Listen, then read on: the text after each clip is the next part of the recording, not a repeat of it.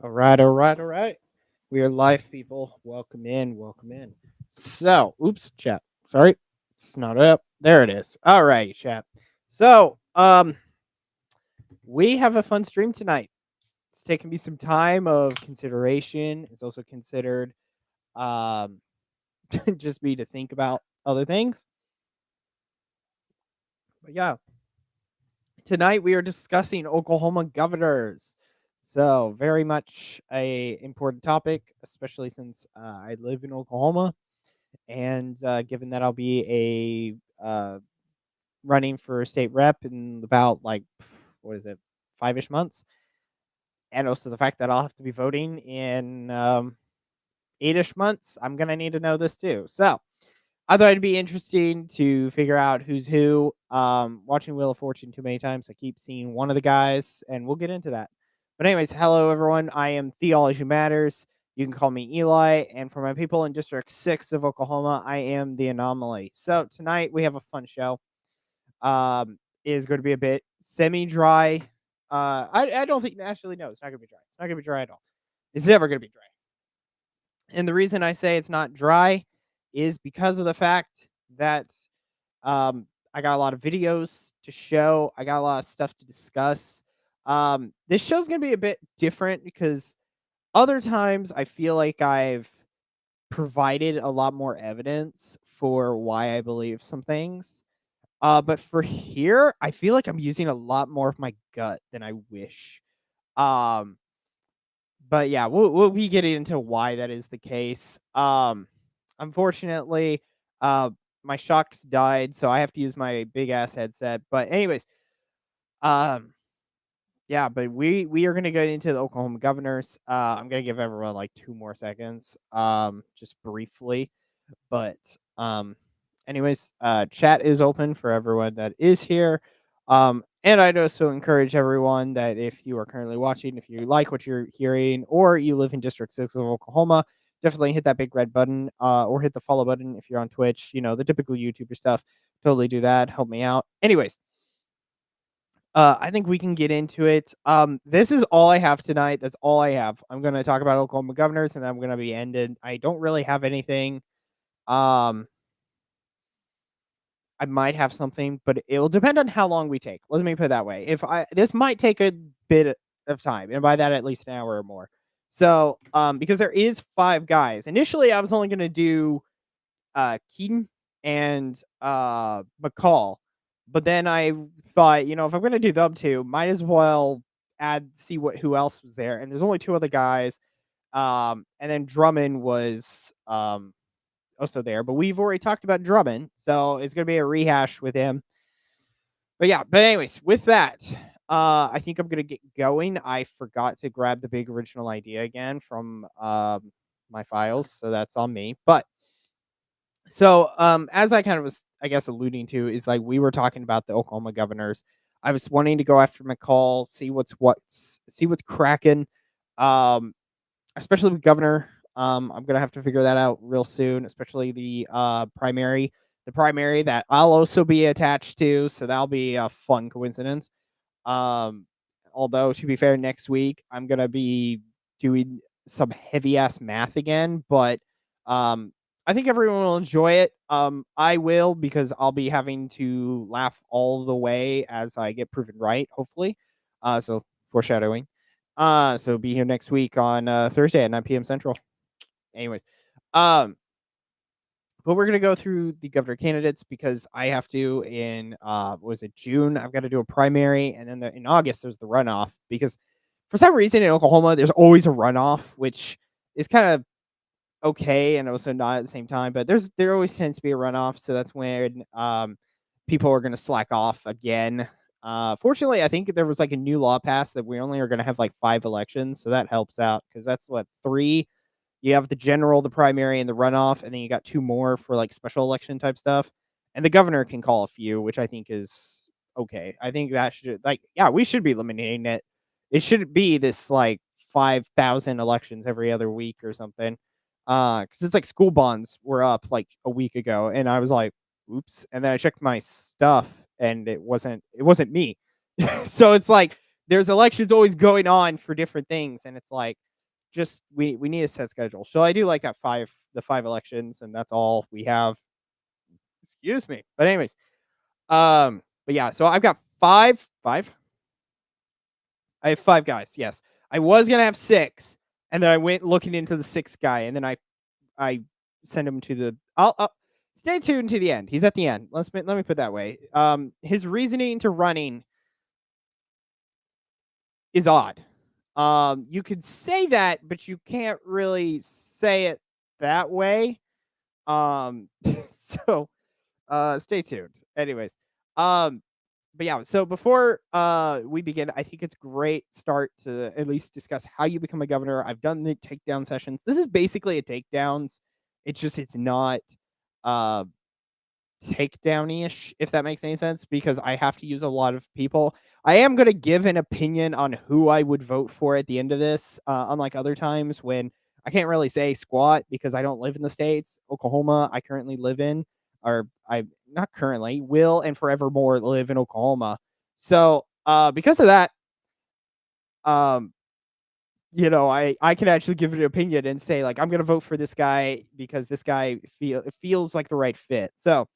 Um So I'm gonna um start out basically how I normally do with the uh takedowns. And so that begins with, okay, who can be a governor of Oklahoma? And that requires you to be a US citizen, 31 years old, be a resident of Oklahoma for at least 10 years, and then that gives you a 4-year term, and you can only do 2 of those. So it's very much akin to like the president, except instead of 35, it's 31. And um I don't know. Do you have to be a resident of the place? Like, you have to be a citizen, but I'm blanking. Anyways, but I do wanna share. Oh, yeah, the Thunder won. I don't know how much. Just I love that. The thing just says 127, and then it doesn't say the rest. Anyways, I do wanna share an image. Can I just plump this? I can. Yeet. Okay, so this is from Charles McCall. He's gonna be one of the guys that we're gonna talk about. Charles launched. They did all these polls. They all do these internal polls to figure out where everyone is, which to me always feels like bullcrap because it's like, oh, McCall has his own poll and it's saying he's leading. Wow, who knew? Like, these polls don't mean crap. Honestly, they mean less than crap because at least if you had crap, you could throw that. These don't even matter because it's like this ain't election day. Election day is the only poll that matters. So like none of this matters. But it's interesting because McCall is in the head with Drummond, Keating, Merrick, and then Mazzei, and then there's undecided of about 19%, which that 90% could impact. And also the 30% towards Drummond. We'll get into Drummond. We have already hit Drummond before. If you have been watching the channel for longer than a couple months, when I was just doing videos, I pumped out one up against Gentner Drummond, and a lot of you watched that, so thank you for that, by the way. But it's intriguing because a lot of people, for some reason, just like Drummond. For whatever reason, Drummond has not been seen as like this exactly what I've called him out for. And I called him out like, hold on, when did I call him out? Hold on. I'm gonna look up the video real quick. I want to look up this video. So I released it 8 months ago.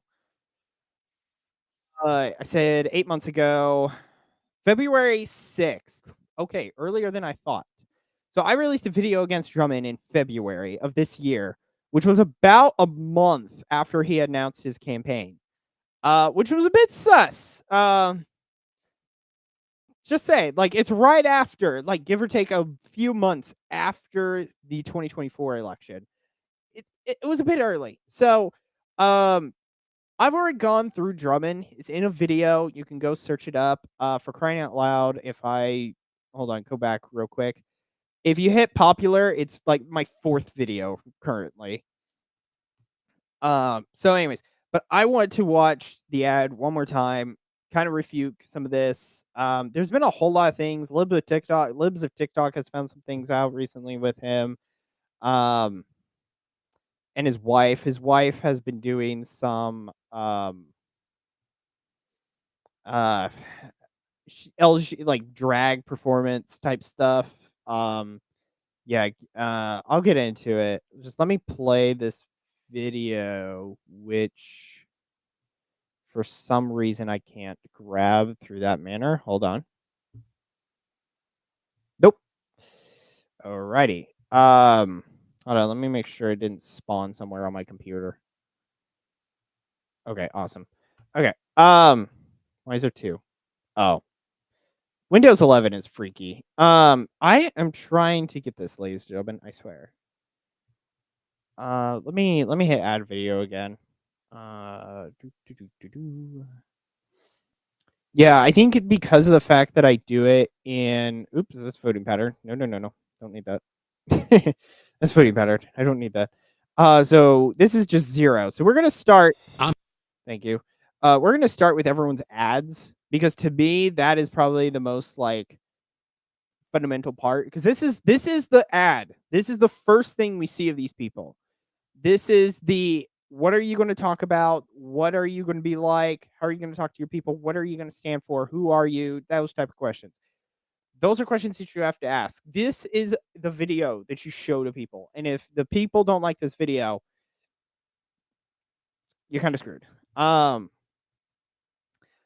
there should be other videos, but this is kind of the first one. This is the one you spend a lot of time in. This one is currently 3 minutes, so we'll get into it. So I'm gonna have to pause it occasionally just to make sure copyright doesn't get me hit with anything. But I'm gonna have to stop it for other things, mainly because I'll stop for different things. I have nothing for Drummond. Like I said, I've done Drummond already, so I'll be more involved with like McCall, Keating, and McCarrick. McCall is because as I say from the other video, there was something suspicious about Drummond. There's something that just trips the back of it doesn't trip up the back of my neck hair. It activates my gut. My gut just doesn't feel right with him. So I'll let him go through and then I'll stop it occasionally. I'm Gentner Drummond. As a tough-on crime attorney general and decorated fighter pilot, I've proven I will always fight for our freedom and defend our values. I've spent my life fighting for what's right. Whether it was leading the first U.S. combat mission in the Gulf War or fighting against the Biden administration's radical overreach, I never back down. I'm a businessman who has created hundreds of jobs. I'm a cattle rancher. Most important of all, I'm a husband, father, and grandfather. Okay, so I think from the other video, I called him out for his age because Gentner Drummond has been in politics for about 4 years now. He's been running since 8 years ago because he first tried to get AG. I'm doing math. 2016, lost, won it in 2020, I think. And now he's fighting for governor, even though he technically has another term as an AG. So a bit sus. Like there's one thing I think I said this also in the video. It's like there's one thing as a state rep. If let's say because you only get 12 years, there's one thing about you doing like 4, 5 of those terms and then moving towards being a senator for your last years or like running for governor because like you've done it for half a decade or more. Okay, I could get that, but given because you've done if you've been in the House, you've done it for 4 different terms. You've won 4 different elections. If it's 8, and if it's 10, you have 5. But to be AAG and then just throw that away because you still have another term, and most people would think you should do that term. It's kind of like Kamala becoming the rep or for the candidate for the Democratic Party. It was like we expected Biden. Why? Because Biden had another term. And he didn't just walk away. He was still there, and then dementia. It's the same thing with Drummond. It's just weird that all of a sudden he's swapping into I want to be governor, even though I have an AG. Which, as I said in the video, I think he became AG just so he could say what he did just now to say well, I'm your AG, and that's why you should elect me. But that doesn't mean bully squirt. And furthermore, from that, I thought there was another point, and I just Oh yeah, dude's old. I'm not gonna say, like, I forget how old. He's old enough that he should just go home and chill with his kids. If he wanted to be AG, I probably wouldn't have given him the extra 4 years, but he could have taken the 4 more years and then go with his grandkids. Um, I wanna say I gotta look up his age. Hold on, gotta look up his age. I'm sorry, I meant to look this up. Um, I meant to look him up and grab my old notes, but I thought I could freehand it. He's 62. Okay, that's old. Like, that's old. He is the oldest one here, I'm pretty sure. McCall is, yeah, in his 50s. Keating's in his 40s, 60s. He's older than Mazzei, but just barely. So yeah, but he's one of the older guys. And let's put it this way: he's a 60-year-old. Gen Z doesn't particularly. There is that Zoomer Gen Z or Boomer Zoomer kind of tenacity going on, but he entered politics very late. And that is a critique I've get. This is not a just going after Drummond and saying like you were too late to the party. I've been saying this with everyone. I said it with Vivek. I said it with Mace. I've said it with Blackburn. I've said it with a whole host of other people.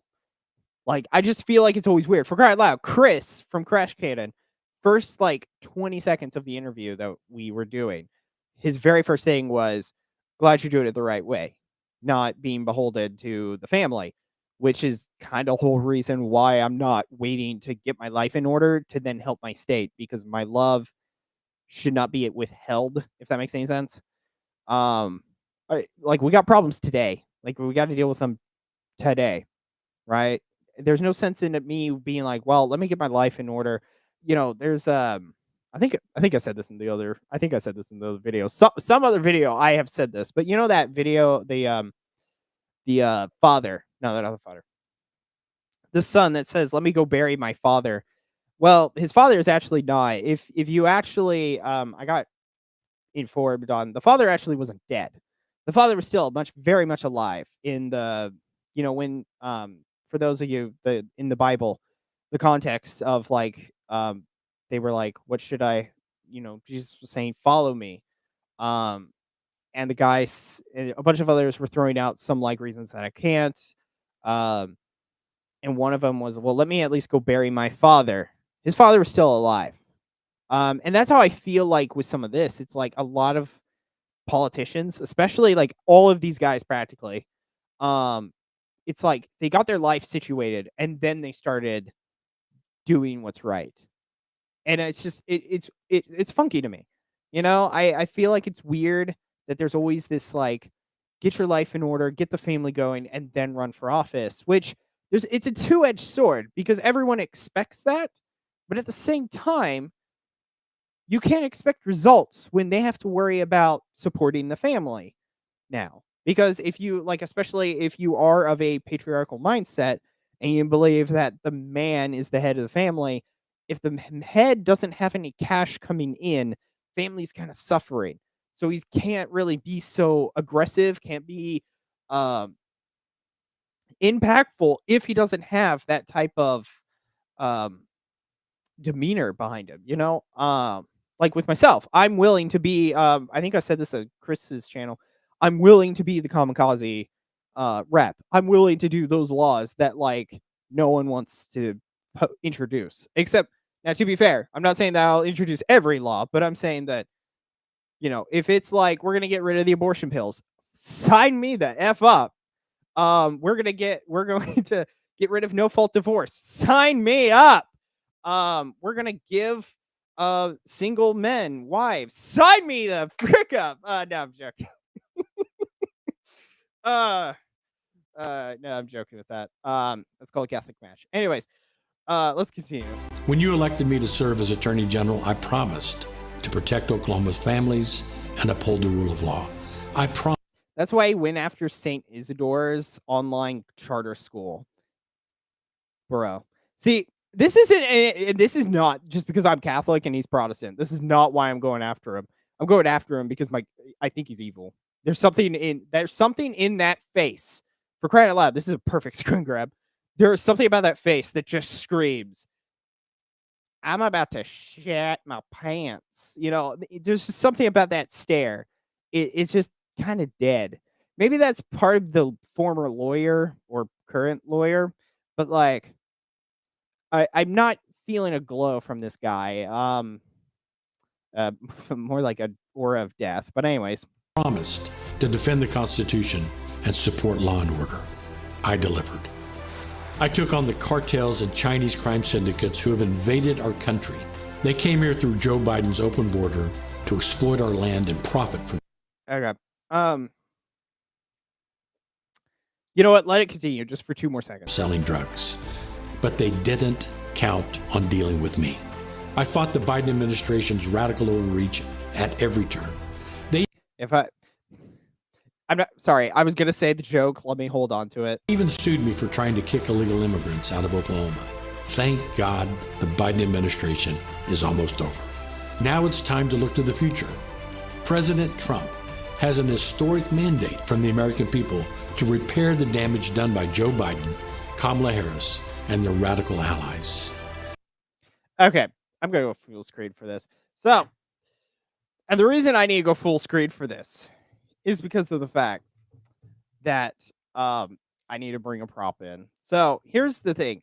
We're gonna see this a lot, so I need to say this now because we're gonna see it in like every ad, and every ad it has pissed me off because it has actually made a teaser. I'm not even lying. I have made a teaser for my own campaign because of this. Because everyone is cucked to Trump, and that is why I bring you Trump's the bowl of Trump's cucks. Welcome back to the friend.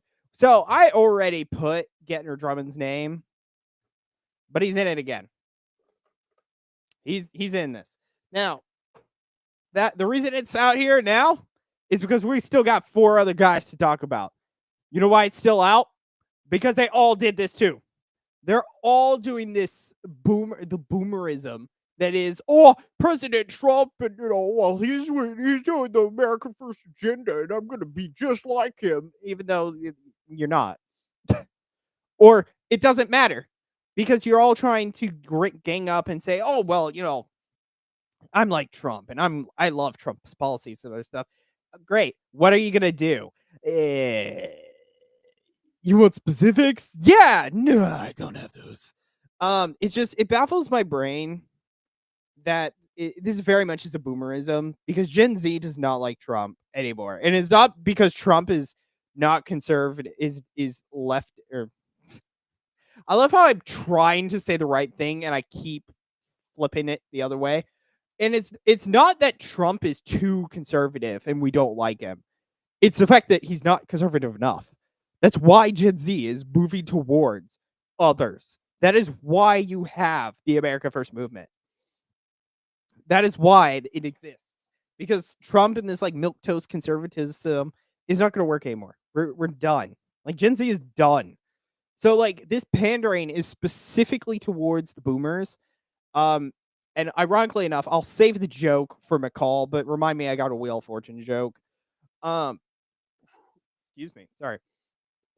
Excuse me. Good grief. But I'm just so tired of these ads because it's everyone who does an ad. It's always, we have this mandate from President Trump. And I'm like, could you be any more gay? For crying out loud, Dave Rubin isn't this much of a homosexual. That's actually a really good joke. But like, it baffles me. Why am I getting red? Oh no, I'm not. It baffles my brain that like every single one of these guys, and again, these are guys, they're 40 plus. Every single one of them is like a 40 plus, and almost every single one of them is talking about like, we have this mandate for President Trump. I'm like, I could give, I actually give less than 2 S words, because then I'd throw them at you. Okay, okay, a little uncomfortable, but like it's insane to always having to bring in Trump into this to give yourself some like relevancy and impact. But it's like Trump isn't you. What are you beyond Trump? And like this is if you were watching when I was with Pine Sap and I was talking with him about Nick, and I was saying basically like um I don't know if America First is so tied to Nick. Like I may not have said this, but I meant to. But it's like if America First is so tied to Nick, and if Nick goes, actually I did. Then what good is America First? Because where is everyone going to be? Like if America First dies with Nick, then what's the good of America First? Like is the movement dies with Nick, thus the movement has no oomph. Why should I be afraid of it? And so and I think Pine Sap and me disagreed a bit on that. Maybe because maybe if I watch Nick a bit more, maybe I get it. But at least right now I'm down. I'm not. But I think with this like Trump, this promotion of Trump, especially in state politics, there's one thing that I could talk about if you were going to be a state rep, not state rep. If you're going to be like a Washington D.C. rep or senator, I could maybe get behind a brief mention. But here's the thing: when it takes up a high percentage of your ad about you, mind you, because I'm concerned about you, right? I'm not concerned about Trump. Trump is. It doesn't matter. I don't care about Trump. I care about what you are going to do, what you believe. And if you just believe I like being Trump's errand boy, then why do you want to be a governor? If you're just going to be as okay, I'm going to hold myself there.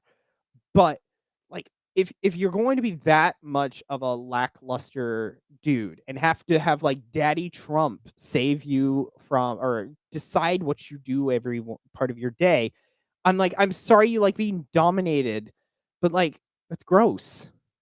Gosh. Probably the same guys who say happy wife, happy life, but it's just it baffles my brain that every single one of them because we're gonna get to McCall. McCall has done it too. Keating has done it as well. There's 3. Mind you, we had what, 6 guys? I think Mazzei has done it too. So there's a high percentage of these guys doing this crap. And it's annoying to me personally. So anyways, let me get back to the ad. So No more open okay, we're good. borders. No more catch and release. We will finally have a president who cares more about protecting us than promoting they-them. I'll keep standing strong with President Trump to secure the border, deport illegals, and stop the flow of drugs and crime. I'll fight to lower the tax burden, lower the cost of living, and increase the number of quality jobs. I want to make Oklahoma the most business-friendly state in the nation and make life better for hardworking families. I will support public education, empower parents, and protect local control. Oklahoma deserves leadership that's tough, courageous, and decisive. Okay, I love how he just literally got cheerleading for Trump and now is saying that you need leadership that's tough. Bruh, you can't even say no to Trump. Like that's the sorry, full screen. Full screening again. Like that's the other point. Sorry. I love how like things just queue in my brain and I finally figure it out. But like that's the other thing. It's like, are you ever gonna say no to Trump? Like, could Trump be wrong? Which ironically enough, Keating, if you're watching, you failed. I'm just prelude to everyone watching chat that there is a prelude for Keating. Keating screwed up massively. He lost all the Catholics because his obsession with Trump overridden what is true. And that's the problem I have with this Trump stuff is that you can't say no to Trump because you are afraid of the backlash. Trump can be wrong. And if you're not okay with saying that sentence because you are afraid of backlash, then you don't belong in this politics. You don't belong in this ring. Get. And now, of course, no one's actually going to do that. Why? Because no one did it in the first place. But anyways, let's finish this. We don't need any more career politicians looking for a promotion, and we don't need someone who bows down to party bosses and special interest groups. This coming from a guy that literally just got off on Trump. Just saying. Again, this is what I'm saying. It's a boomerang effect. When these ads, you put Trump into it, you make yourself lesser in your own ad, which sucks because that's what you were doing. But it's like it's your ad, and yet you've been now overshadowed. Why? Because you have allowed yourself to be to be cucked by another. I answer to you, not to them. I see the spirit of Oklahoma every single day. It's in the farmers and ranchers who wake up before dawn, the teachers who devote their lives to the next generation. It's in the men and women who serve and protect. It's in the parents doing everything they can for their kids. And it's in the small business owners chasing the American dream. That spirit is tough, strong, and it's unbreakable. With God's favor, we're going to build a future that's worthy of our children and grandchildren. A future filled with hope, opportunity, and promise. Together, we're going to make our great state greater, safer, and more prosperous than it's ever been. I'm Gentner Drummond, and I'm running for governor to serve the people of Oklahoma, not the political elite. Wow, that line was totally gonna hit. Too bad it isn't. Yeah, what was what was I gonna get on him? There was another thing I was gonna get on him real brief. I did this already, so this is a repeat. But was it career politicians? Yeah, the guy that also didn't decide to come into politics until he got all his family right. Like he cared about that was it. He was like making sure that we have a future for our grandkids and children. Bruh, you literally have both of those out and you care after all of them. Yeah, totally. I know where your principles are at. Nowhere with us. So anyways, I'm pretty sure that's the end. So that is all of Drummond. I don't have anything for it. McCall has gone through because McCall and Drummond are kind of the head runners right now, and so they've kind of been going at each other. Gentner Drummond has a site, or McCall has a site about Drummond, and it's the Never Trump stuff. Or let me look it up real brief. So, oh yeah, I was gonna do that. Hold on, let me look this one up. Drummond, McCall. What's it, chat? Oh well, we might.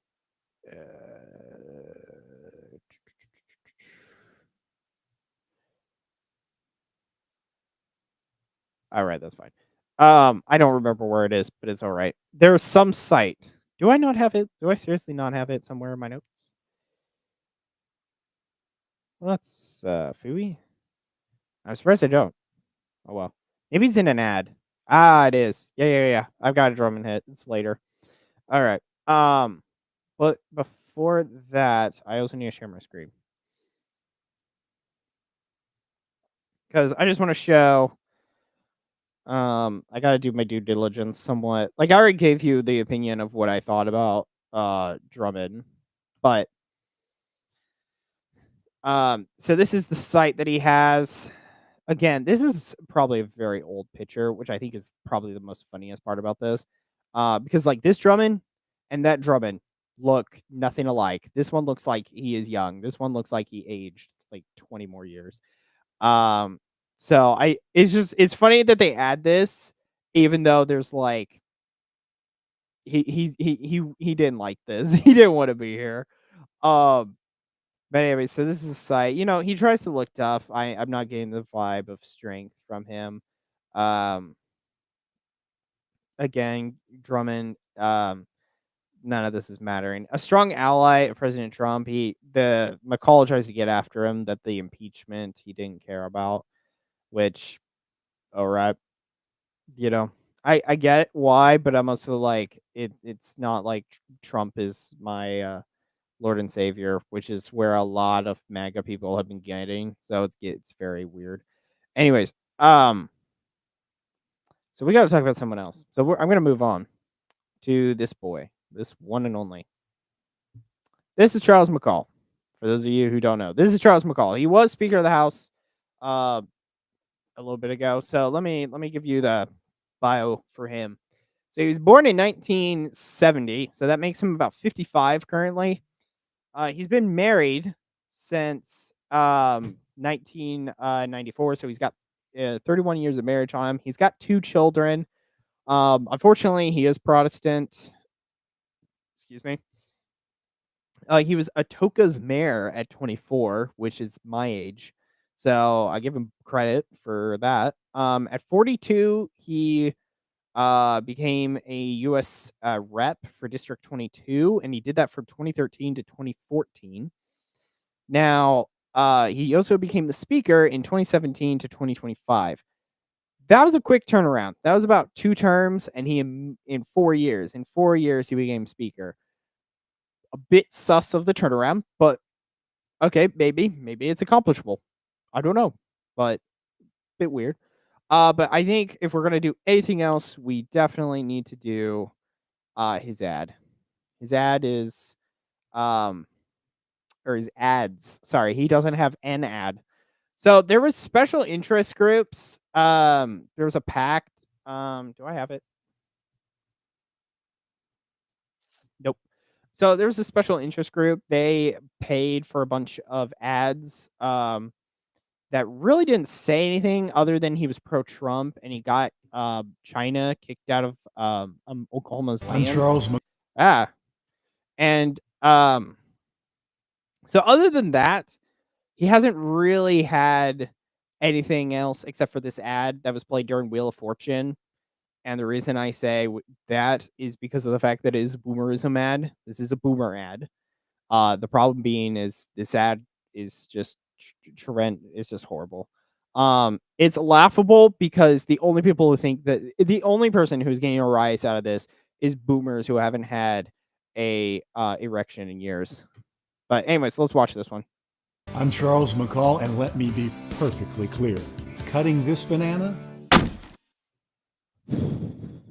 Wow. I just had a massive boner. You know, like if I was a boomer, I probably would.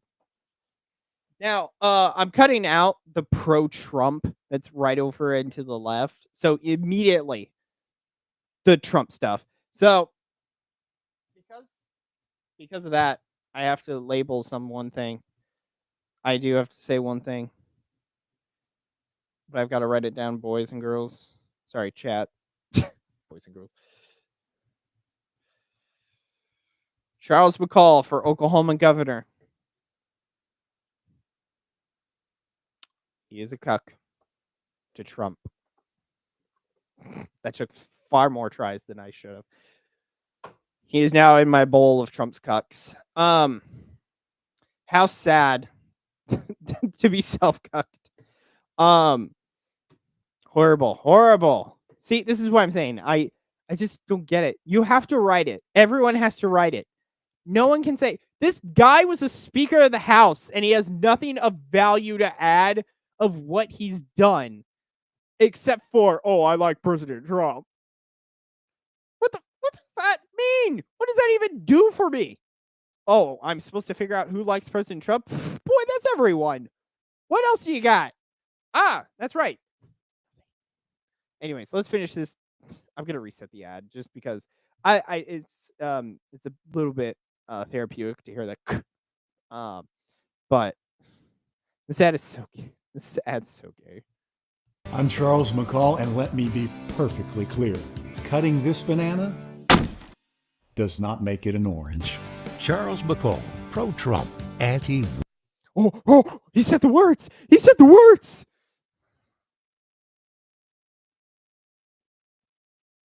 I always love it when like they have to add it. They have to add something with Trump. They can't just leave him. They have to bring him up because he was a former speaker, state representative, and you have nothing of value to say except you like Trump or you're for Trump.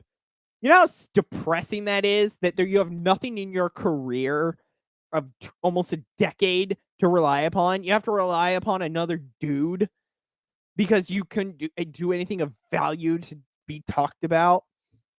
How disappointing. Anyways, let's continue this. speaking of that, we're gonna get into the bills. I'll explain why can't do as many bills because Oklahoma really sucks at some avenues. Woke. Gender is God-given, and there's only two of them. That's why we outlawed sex change surgery for minors and banned boys from girls' sports. I'm Charles McCall, and I have a simple message for any lunatic pushing sex change for kids. You first. Okay, so here's the thing. I am gonna get after McCall briefly. I have another video. Sorry, I have another video, but let me go through this. Let me go through this with first. So so I do want to get on him because he was talking about he was running on some things. Yeah, I'll keep it going. Sorry, let me keep. I'll come back to it. It's up. I just need a ding ding and then I'll hit it. So he's campaigning at least on banning that he wants to campaigning on that he banned gender reassignment surgery on minors. For some reason, everyone keeps adding that modifier. That modifier is dumb. It's for rhinos and Republicans who don't understand biology. Who don't understand. This is the same type of people with like abortion, that third term abortion they're against. But when it comes to first term, they're like, oh yeah, let that happen. Do you not understand it's the same thing one way or the other? The only difference is time. There is no point for a 17-year-old to have a trans surgery or gender reaffirming surgery. The same is this true with a 30-year-old. It doesn't matter. Biology is going to overtake everything. Biology, the science, the chromosomes, everything. Pass laws to outlaw abortion. That is a fat out lie. And by that I couldn't find it. By that I could not find. I found what law banned abortion. So we'll get into that. That one is the one I looked up. Passed the largest tax cut. Sure. Banned critical race theory. Passed constitutional carry. Cracked down on the China's ownership of Oklahoma land. Now, his prior terms, he has been unopposed for 4 of them. He has only been challenged in 2012 and 2018. And 2012 was his first one. 18, I have no idea why he got contested. But it was a primary and a general. So he had both people after him. Now, his bills. I was going to do his bills for everyone. Then I found out this horrible truth. Oklahoma sucks at Oklahoma sucks at having bills. So what I mean by that is everyone, if you've been here, you know that I track bills usually with government. So like in the United States, like bill tracker, right? I keep up and I'm able to track the like what did they do type stuff. I'm looking for it. Gosh, why is my zoom up? All right. So the reason that I want to mention this is the reason that I could not actually do it the other way because it was going to take like an ungoshly amount of time that I'm not spending looking at this. So I had to trigger it. I had to trigger which one I wanted to do. But hello.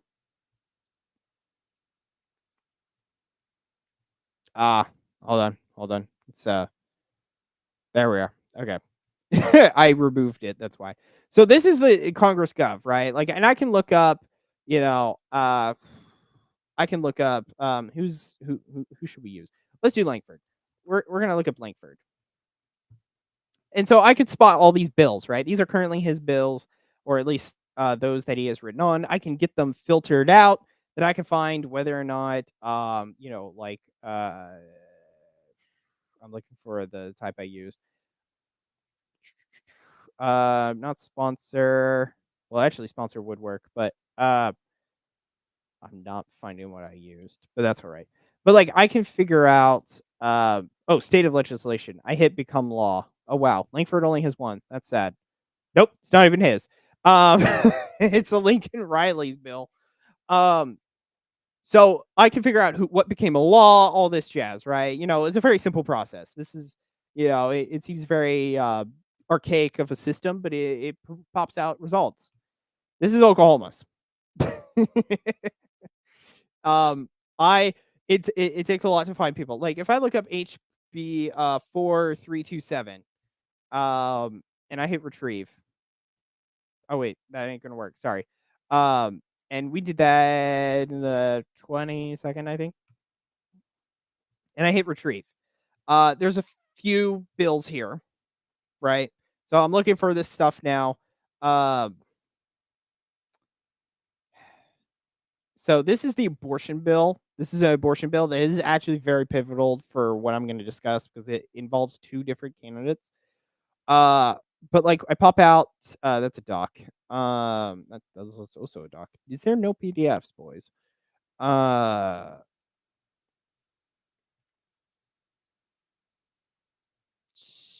Sure. So like right down here, this is her bill. This is the initial bill. This is by Stearman. Stearman is the one who did House Bill 4327. What this does was ban abortion all throughout the state of Oklahoma. And now the reason I mention that is because McCall was talking smack in his site, which I also have. So I guess I can show that. McCall was talking about his site. Sorry, got a screen share again. Like I said, there's a lot of stuff. Like I'm hitting like multiple people tonight. So so this is McCall's website. You know, he's got a few things. You know, it's about meeting him and some other stuff.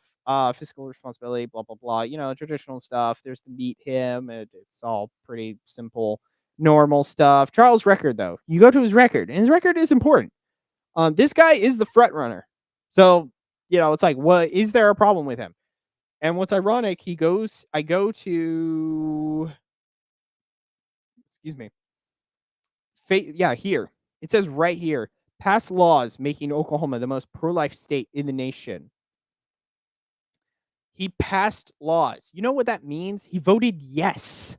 That's what he means by I passed a law. Big whoop. That's the easiest job to do with it. And what's even funnier is I was doing oops, sorry, hold on. Let me let me find it what it is actually. I was briefly looking up. I was doing a track for the ad, I think, recently.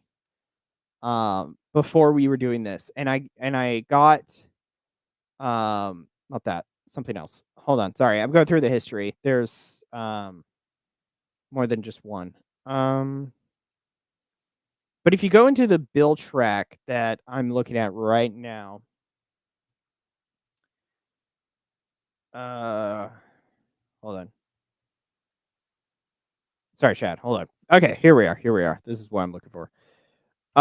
If you go down here, this is the Oklahoma legislature. This is the .gov site. This one is this House bill. This House Bill 4327.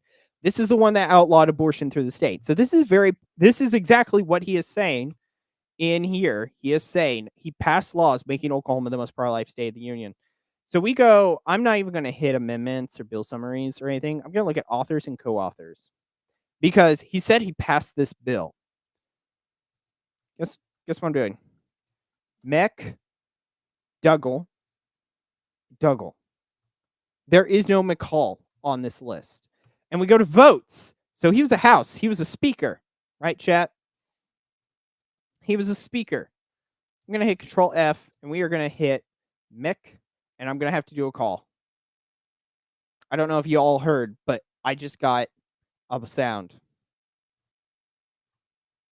There is no McCall here. Oh, you guys can't see that I'm typing. Interesting. Well, actually, I guess you can. You can see the letters. But I type in McCall. He ain't here. And he was a state rep. So for some reason, he isn't here. Just out of curiosity, hold on. I'm here with this. How's Cornwell? Cornwell, yes. Excuse, yes. Nah, I can't hit him for that. That's upsetting.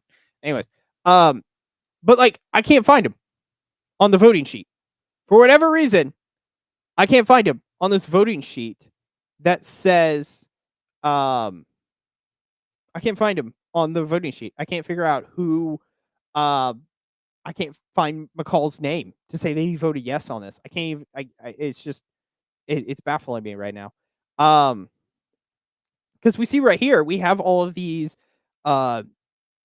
things, these people. Now, McCall was in office in 2022. I think he was. Hold on, was he? Yeah. Because he stopped. I think 2024 was he got primaried. Hold on, just validating real quickly, just so I'm not like bashing him for nothing. McCall. Okay, chat. So after 5 years.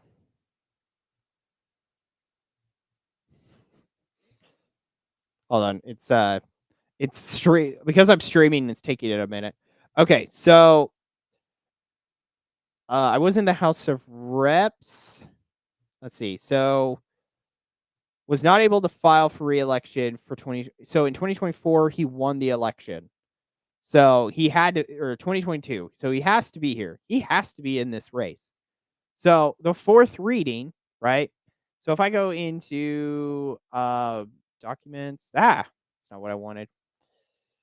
But like if I go to votes and I hit the fourth reading and I'm looking for McCall, right? That's the biggest thing I'm looking for, right?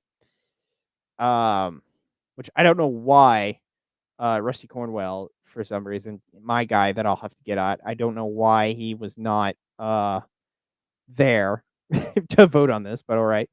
But McCall, it should be right. We have McBride. Oh, here's McCall. Where is he? He was not on the sheets. What the crap? McBride and McDougall. For some reason, he just snuck in. That's weird. Okay. So, not what I was meaning. Not what I was meaning. I can't hit back. That's upsetting. Oh, never mind. Went to a new tab. Sorry, chat. So, McCall voted yes. That's the easiest. Again, this is the easiest thing to do. Just voting yes. That is the easiest thing he could have done. Now, let me get into let me look at the third reading just for like so I can see if he's there. Because he is. Wow. Okay. So he's not dumb enough. I'll say this. McCall is not dumb enough to vote yes, but let me put it this way. He was not convicted enough to put his name on the bill. The bill does not have his name listed. He just voted yes for it. Because if, again, let me show back the stuff. The bill tracker. If you go to down here with sponsors, we have Dom, Daniels, Sturman, Bergstrom, Bolgard. Here, let me just do this. Oh, sorry, I'm in the wrong tab. Sorry, chat. There is 2 mechs, and it's McDougall. It is no McCall. McCall is nowhere as a sponsor. He is gone. And the reason that he's not there, why? Is because he didn't prioritize it. So he's trying to say that, well, we passed this stuff. Yeah, because he was just speaker.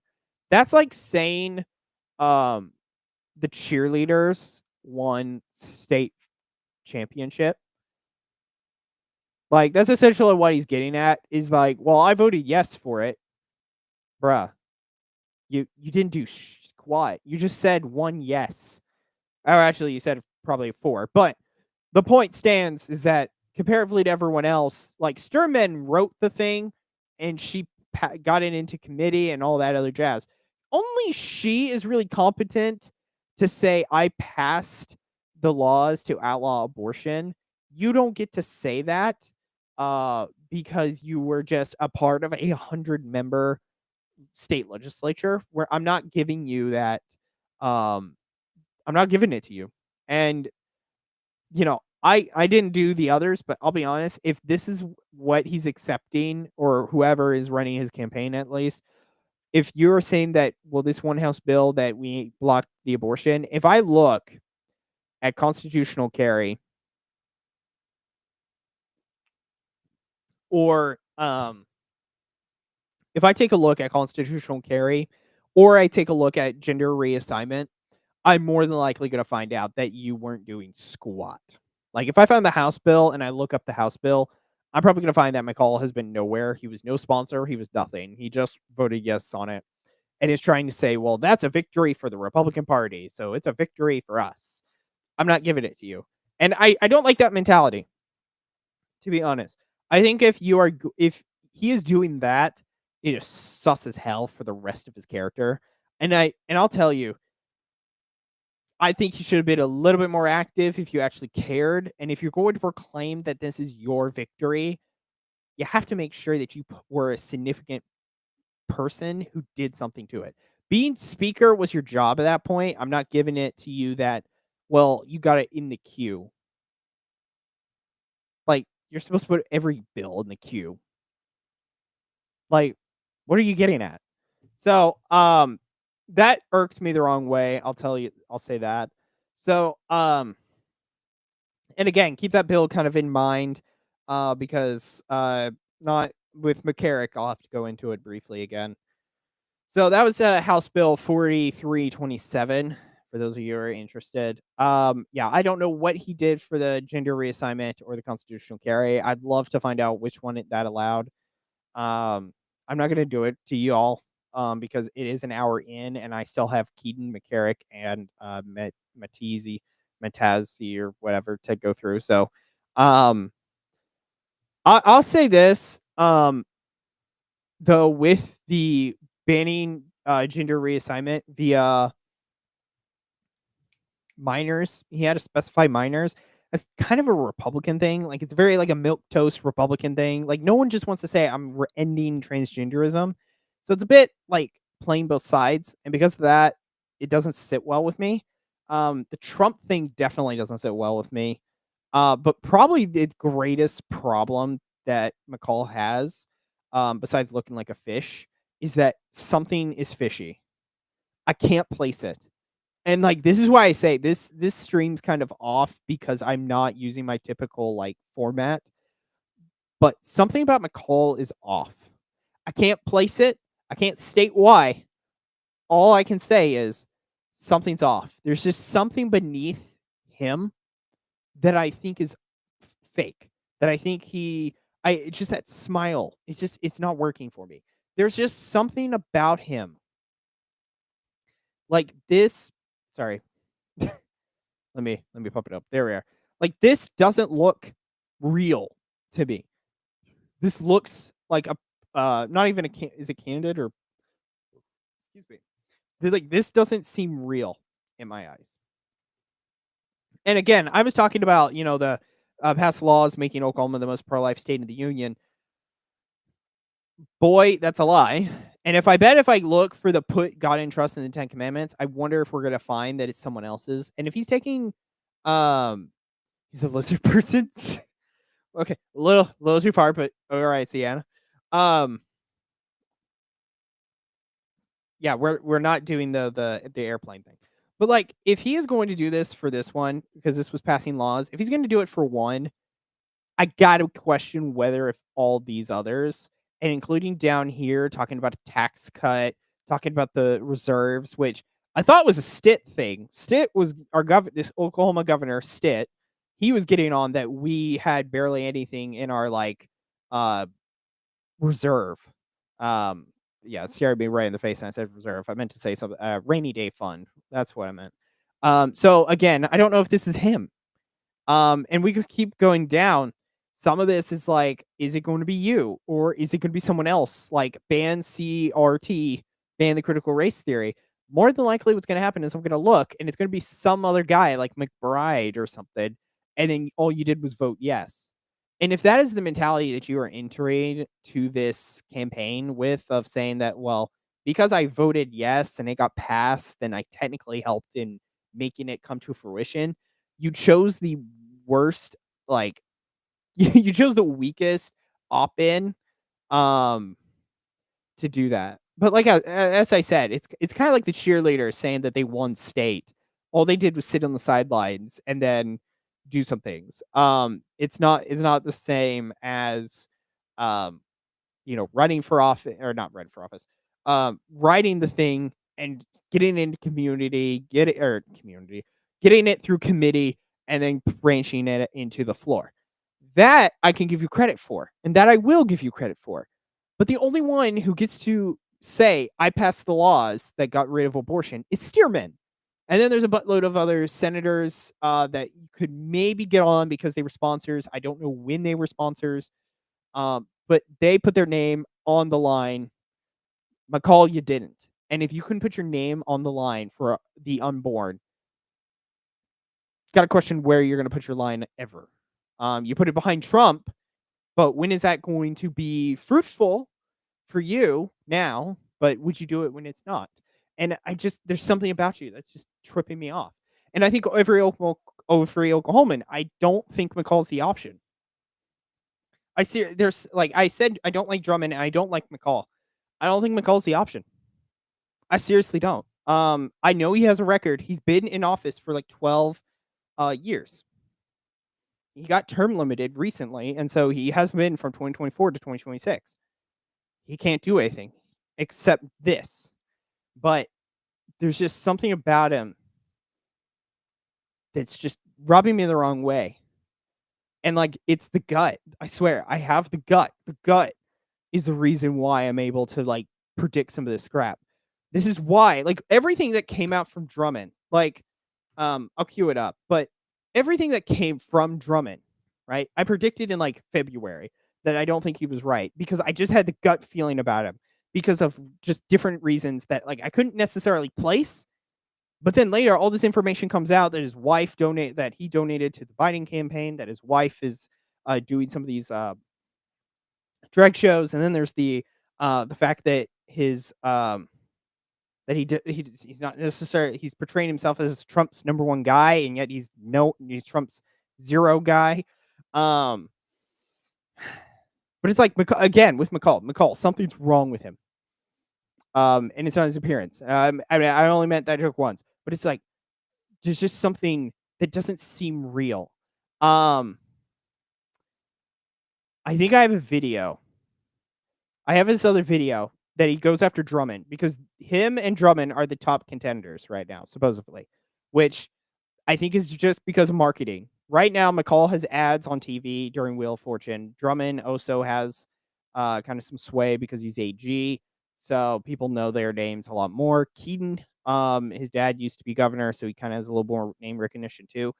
That is where a lot of this is going to be coming from, is name recognition. So I think, though, if people do their research, hopefully they'll choose the right option. So, and my option is still not yet up, but I wanted to briefly watch this other video. I have another video for Drummond, or for what's his name, McCall. So let me just play it real quick. But I need to. It's gonna take me 2 seconds. All right, Drummond hit.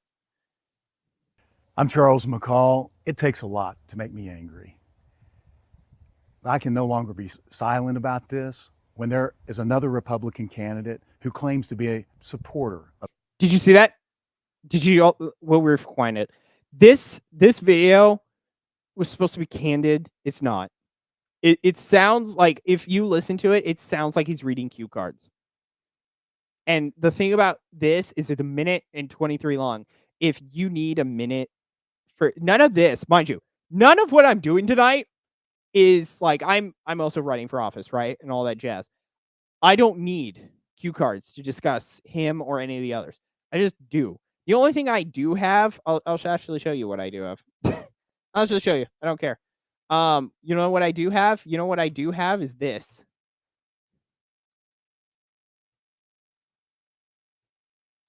Oh, sorry. Hold on. I have to. I have to do that. Okay. This is all I have. This is my roadmap. This is literally, I've just hit different points that hit. So there's Gentner Drummond. There's McCall. You know, we're getting to Keating soon. Like, I literally have nothing except like bullet points for me to remember, because all this just is up here. For crying out loud, I would get in so much trouble for saying the bowl of Trump's cucks. Like, that is a sign of I don't give a crap. And like, that's what you need from a rep. But anyways, I need to, but anyways, this sounds like cue cards. This is why I'm saying this is also freaks me out a little bit. I wouldn't say freaks me out, but it definitely ilks me in the wrong manner. I love how I'm spending more time on him, but he is in the head, so I do need to. But listen again. I'm Charles McCall. It takes a lot to make me angry. But you can see those cuts in there.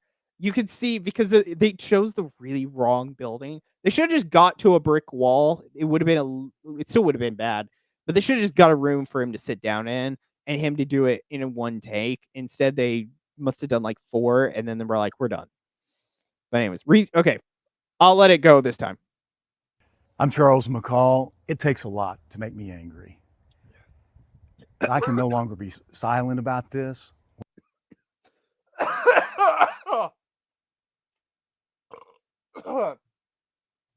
Sorry. Dr. Pepper went in the wrong throat. All right, sorry. Okay. I know this is a third rewind, but I did not intend that last one. So, but again, watch the cuts. I'm Charles McCall. It takes a lot to make me angry. I can no longer be silent about this. When there Wait, hold on. Sorry. I swear. I know. I'm sorry, Chad. I'm so sorry. But hold on. I'm Charles McCall. It takes a lot to make me angry. There.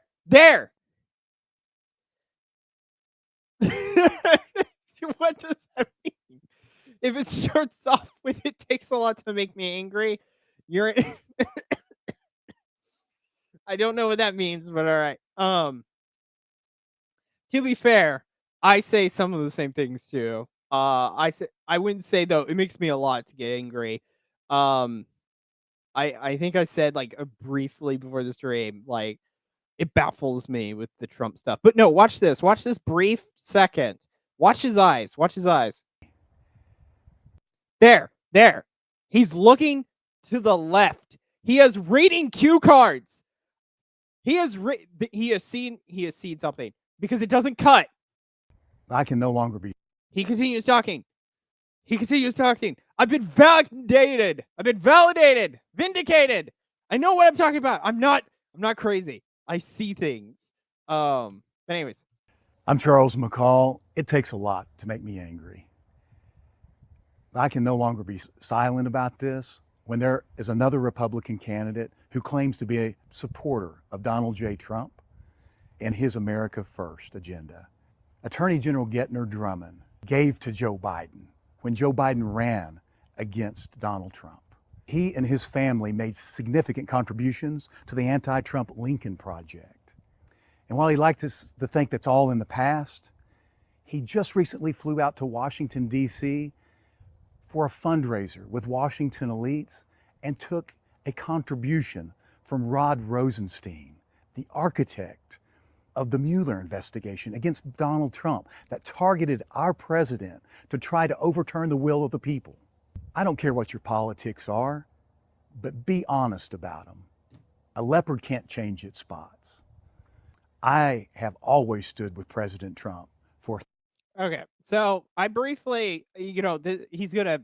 He better not. There's 20 more seconds, but the fact that he has to put on this, I wouldn't say facade, but this masquerade of the Trump and how Trump me this, Trump that. Again, the bowl of Trump's cucks exists for reasons, and the reason it does is because of the fact that he has to specify Trump because you have to get mad that he is not that that Drummond is not behind Trump, and because of that you should then vote for McCall. That is what McCall is hoping for, which is idiotic because for Gen Z it's not going to work. It's a boomer tactic again. 3 election cycles, and I will not waver in standing with our president Donald J. Trump, and I will work to complete the Oklahoma First, America First agenda right here. God bless you. Thank you. All right. So I don't think now there were cuts here, so you wouldn't see, but if you mean something, you don't need a card to tell you about. Yeah, this is so true. For crying out loud, I have nothing but cliff notes tonight. This is all off the cuff. Just I know crap. That's all. But yeah, because I mean this. I mean, this is why I sound unintelligent sometimes, is because I literally have nothing other than just a bullet point for me to work off of. But like, again, the beginning though, it's so funny. Not the look. I'm not going to look at the look, but the. I'm Charles McCall. Like, it keep takes watching. a lot to make me angry. I can no longer be silent about this when there is another Republican candidate who claims to be a supporter of That cut. How do you? I'm sorry. Okay, so this is where I'm getting a bit of like the film school part of my brain. Even though I didn't go to film school, but like, how do you just let that happen? Like, I'm sorry, but how do you just let that cut? That I know it's a cut. Like, it doesn't take a genius to figure that out. But anyways, drop me pencil. It's okay to have bullet points so you know what topics you're on. Having cue cards and teleprompters, yeah, it's just acting. It is. So you know, yeah. By the way, welcome in. I haven't said that. I've been on a roll. So, but it's ridiculous to have it's just the Trump thing. He has to get after Trump, but then he's going after Drummond because he's not with Trump. So it's just, again, who's being Trump's bitch? Like, who's a bigger gay? A homosexual or those who are supporting Trump 100%? And the reason I have to bring that up is because Keating is in a trap. He got trapped. So we're going to talk about another guy. Because he got trapped because of we're following Trump's America First agenda. And he got trapped in the pro-life sector. Yeah, you're in my zone now, boy. Yeah, you're in my zone. Okay, so there's another dude. So Keating. If Keating seems familiar to Oklahomans, that is because his father was governor before I was even born. Pretty sure. Maybe I was born during Keating, but it was like the late 1990s, early 2000s, somewhere in that region. Well, his son has decided to run for office. And so we have another video to watch where I am going to blow my brains out again, mainly because of the fact that it's the same crap again and again. I swear, I've got 4 different videos, or 4? At least 3. 3 more launch videos. Oh, I just realized I'm going to get censored for, this is all right, though. So this is, Keating's ad. So we're going to watch the ad, and then I'll explain it,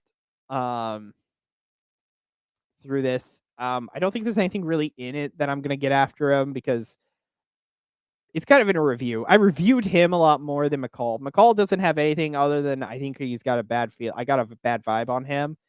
Keating, on the other hand, I've got issues with as a Catholic and just as a theological side. So anyways, moving.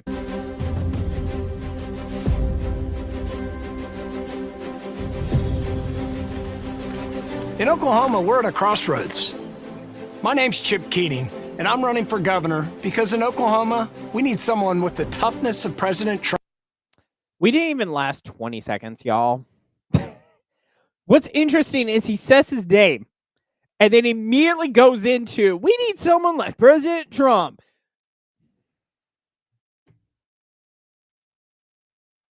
Does anyone know why I'm pulling out this card? So we have Chip. He goes by Chip, even though his name is like Francis something. Chip Keating. You know where Keating is going, everyone? You know where Keating's currently going? That's right. He's going into the bowl of Trump's cucks. He has been added. Wow. Look at that rattle. Depressed. Why? Again, 20 seconds in. It's only 18 seconds. So I'm going to move back to 11. I love how this ad takes like 10 seconds before we finally get to him, but all right. My name's Chip Keating, and I'm running for governor because in Oklahoma, we need someone with the toughness of President Trump to stop the radical left and the political insiders. I'm the only conservative small businessman and outsider running for governor, and I've been an unwavering supporter of America First since day one. My wife Brittany and I are proud to be raising our 3 children here. We believe to help President Trump make America great again, we need Oklahoma to be at its greatest. And the career politicians won't get us there. Oklahoma can be the Made in America manufacturing powerhouse for future generations. We can help secure America's future by producing more energy right here. Okay, I will give points to Keating after the Trump ad, or after the Trump part. This ad does start getting good. Mainly that he starts talking about Oklahoma. He kind of talks about himself. So that's good. It's good. It's better than, chopping a banana and trying to pretend that you're like some big guy on campus. But anyways, let's continue. We have to fix our education system, giving parents more choices, because being ranked last is failing our kids who deserve the best so they can pursue their dreams. I'm a father of 3, a boy and 2 girls. As governor, I'll demand even tougher penalties for any doctor who performs sex change operations on minor children. He had to add the modifier. He had to add the modifier, people. He had to add the modifier. Let me show you why again. Listen to the next 5 seconds. For any doctor who performs sex change operations on minor children. No exceptions. Why? Why do you have to add that it's for children? Like, it's okay to say end transgender surgeries, especially for those who are trying to influence kids. You could say this without making it sound like you only have a problem because it's youth. And yet, for some reason, some cluckheads don't understand. You have to broaden it, because this it sounds like a limperistic tactic right here. Like, I'm not exactly thrilled that you had to add that modifier. Adding that modifier just makes you seem gay. And by that in politics, and by that in opinion, not in actual gay. He has children, so he's not gay. My last name may sound familiar. My father was governor when I was a teenager. He showed us all what. I like everyone to mention that he has his father who used to be governor. He's gonna say a sentence that he is a O word, and I want everyone to laugh at him because no. The Oklahoma Standard means, and why you never back down fighting for life, for family, for limited government, and for freedom. But my own journey and experiences have prepared me for this moment. They shape who I am and what I stand for. I started out as a state trooper with the Oklahoma Highway Patrol. I chased gangbangers through the streets. I took an oath to protect and serve. And it was an honor to work side by side with the very best men and women in law enforcement to keep our neighborhoods safe. Later, I built small businesses from the ground up in oil and gas and real estate. I also served as Oklahoma's Secretary of Public Safety. During the George Floyd riots, while parts of America burned, Oklahoma didn't, because we didn't kneel to the radical left. We deployed state troopers and the National Guard, got boots on the ground, and kept Oklahoma families safe. We did the right thing, and without hesitation. With everything going on today, we need the kind of strong, conservative leadership we see in President Trump. Full circle. Full circle.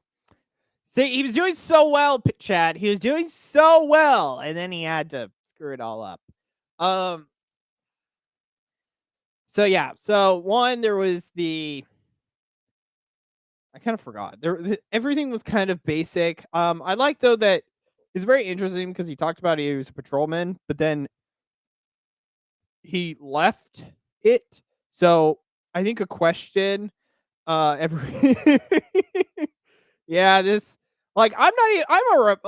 Republican. I'm a very strong conservative, but for crying out loud, like, even I'm like, okay, chill.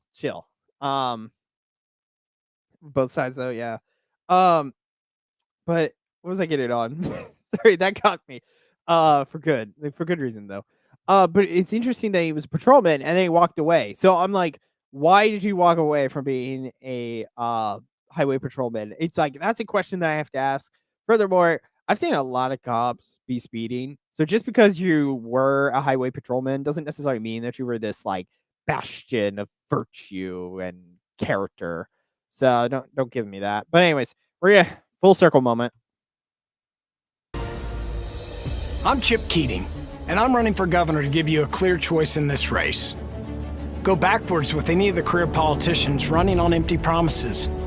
If they were going to make a difference, wouldn't they have done it already? Or join me, an outsider like President Trump. Oh, he said it. He said it. He said the word. He said outsider. Outsider. I'll let him finish and then I'll rewind. And move Oklahoma forward, down a road that brings opportunity to all our hard-working, patriotic, God-fearing people. I'm ready to get to work for you, for our families, for our values, for our way of life, for a greater Oklahoma. Chip Keating, the conservative Republican for governor, because Oklahoma's time is now. I didn't realize, but conservative and Republican, kind of tomato, but all right. But I love how he said he wasn't an outsider. And then My last name may sound familiar. My father was governor when I was a teenager. I'm an outsider, guys. Wasn't your dad governor? Yeah, he was. What do you mean, outsider? You were a teenager. You probably don't care who the people were, but let's face this. Your dad probably had people on speed dial ready to help your ass. Which, like, good for dad. But at the same time, don't be talking and say you're an outsider. You have connections. You definitely have connections. You know how many people would be like, oh, we have a dynasty. We have the, we have Keating number 2. Keating number 3 is now here. Don't give me this bull crap that you're an outsider. Outsider my ass. But anyways, gosh. Okay, let me send this out. But yeah, so that was Keating's head. So Keating has been born in 1979. He's about 45 years old. So he's a bit late to this rest. He's one of the younger guys. He's been married since 2005. So he has 20 years, 3 children. He was raised Catholic, but I think he's Protestant. At least that's what I've written down. I don't know what denomination. Again, former Highway Patrol, Secretary of Public Safety for only like 2 years. And then he did start doing his oil and gas, right? So now he is running on some things I agree with, but I think that's I feel of a fake vibe from him. I think he's saying what I want to hear, not what he is. Because he's running on the Second Amendment, he's running on Back the Blue, he's running on transparency in school spending, transparent government itself, which is good things, stuff that for crying out loud I'm campaigning on. The transparent government, that's a thing for me. Sealing the border is okay, sure. And then the biggest one I feel like is the pro-life views. Yeah, pro-life my ass. So, and the reason I say that is because of this. This is from his actual campaign. So, do I want that? Yes, I do. Right now, I do want that on screen. All right. Hold on. Let me. Boom. There it is. Bigger. So he says he wants a pro-life state. So he's a proud Christian. He doesn't say Catholic. So that's why I say Protestant, because Catholics usually say they're Catholic. They don't say that we're some form of Christianity. We say we're Catholic. I never say have 0 closed door meetings. Well, yeah. Well, if yeah. Well, closed door can tomato, closed door. Like you could say a closed door conversation would be just like an off the cuff conversation at a bar too. Like if that be the case, but like official stuff, I definitely think there should be some transparency, especially with we live in a digital age. They should have a stream. Yeah. To be fair though, a lot of the government officials are boomers, so it's really hard. Like for crying out loud, you were not in college, or you might have been. If you were in college, the boomers took forever to get the Zoom working. I never handled Zoom, but I've dealt with like FaceTime and whatnot. I was able to do it because of there's an engineering term that I can't think of right now, but it's like this continuation. So they like, you put a red button that usually means like it's a stop button. Yeah, and I don't want national security. Most issues that are national security is due to problems they create. Yeah, probably. But anyways, I love this pro-life state though. He says this is a pro-life, right? He's a proud Christian and a father of three. He knows that children are a precious gift from God, which I love because gift usually means you receive something. You receive a new life from God. And that life begins at conception. It says it right in the yellow. This is where the yellow is going. But what's ironic is this is where I said that Trumpism is going to kick his ass now. Tripp also stands with President Trump in supporting access to IVF because he values life. Because valuing life means helping parents bring new life into the world, not standing in their way. So children are both a gift, but they can be stolen from God and then given to humanity. Wow. And life begins at conception, but when you support IVF, many embryos are killed, which are children. They are fertilized at that point, making them a unique set of DNA, making them another person. That life, it is a life. It is conceived. It may not be conceived in a womb, but it is a life. So here's where I say I can't vote for him as a Catholic theologically, because I can't in good conscience vote for Chip, who's going to be standing in support of IVF. That is going to be a straight up kill right then and there. After I found this out, I quit doing research. It doesn't matter. Because if this is the type of Christian that he is, who doesn't see the results of life begins at conception, unless if it's producing life, because life is a gift, but yet it's not because we get some people out of it.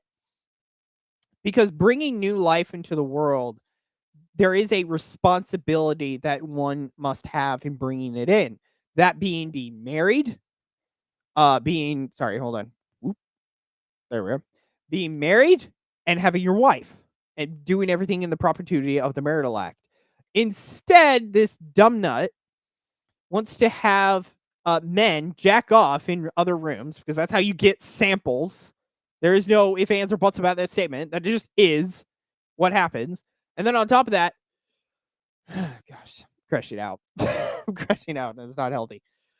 But theologically, it's a gift, right? It's a gift, but yet we have perverted life in order so that we can just be our its own creator. We are life's creators.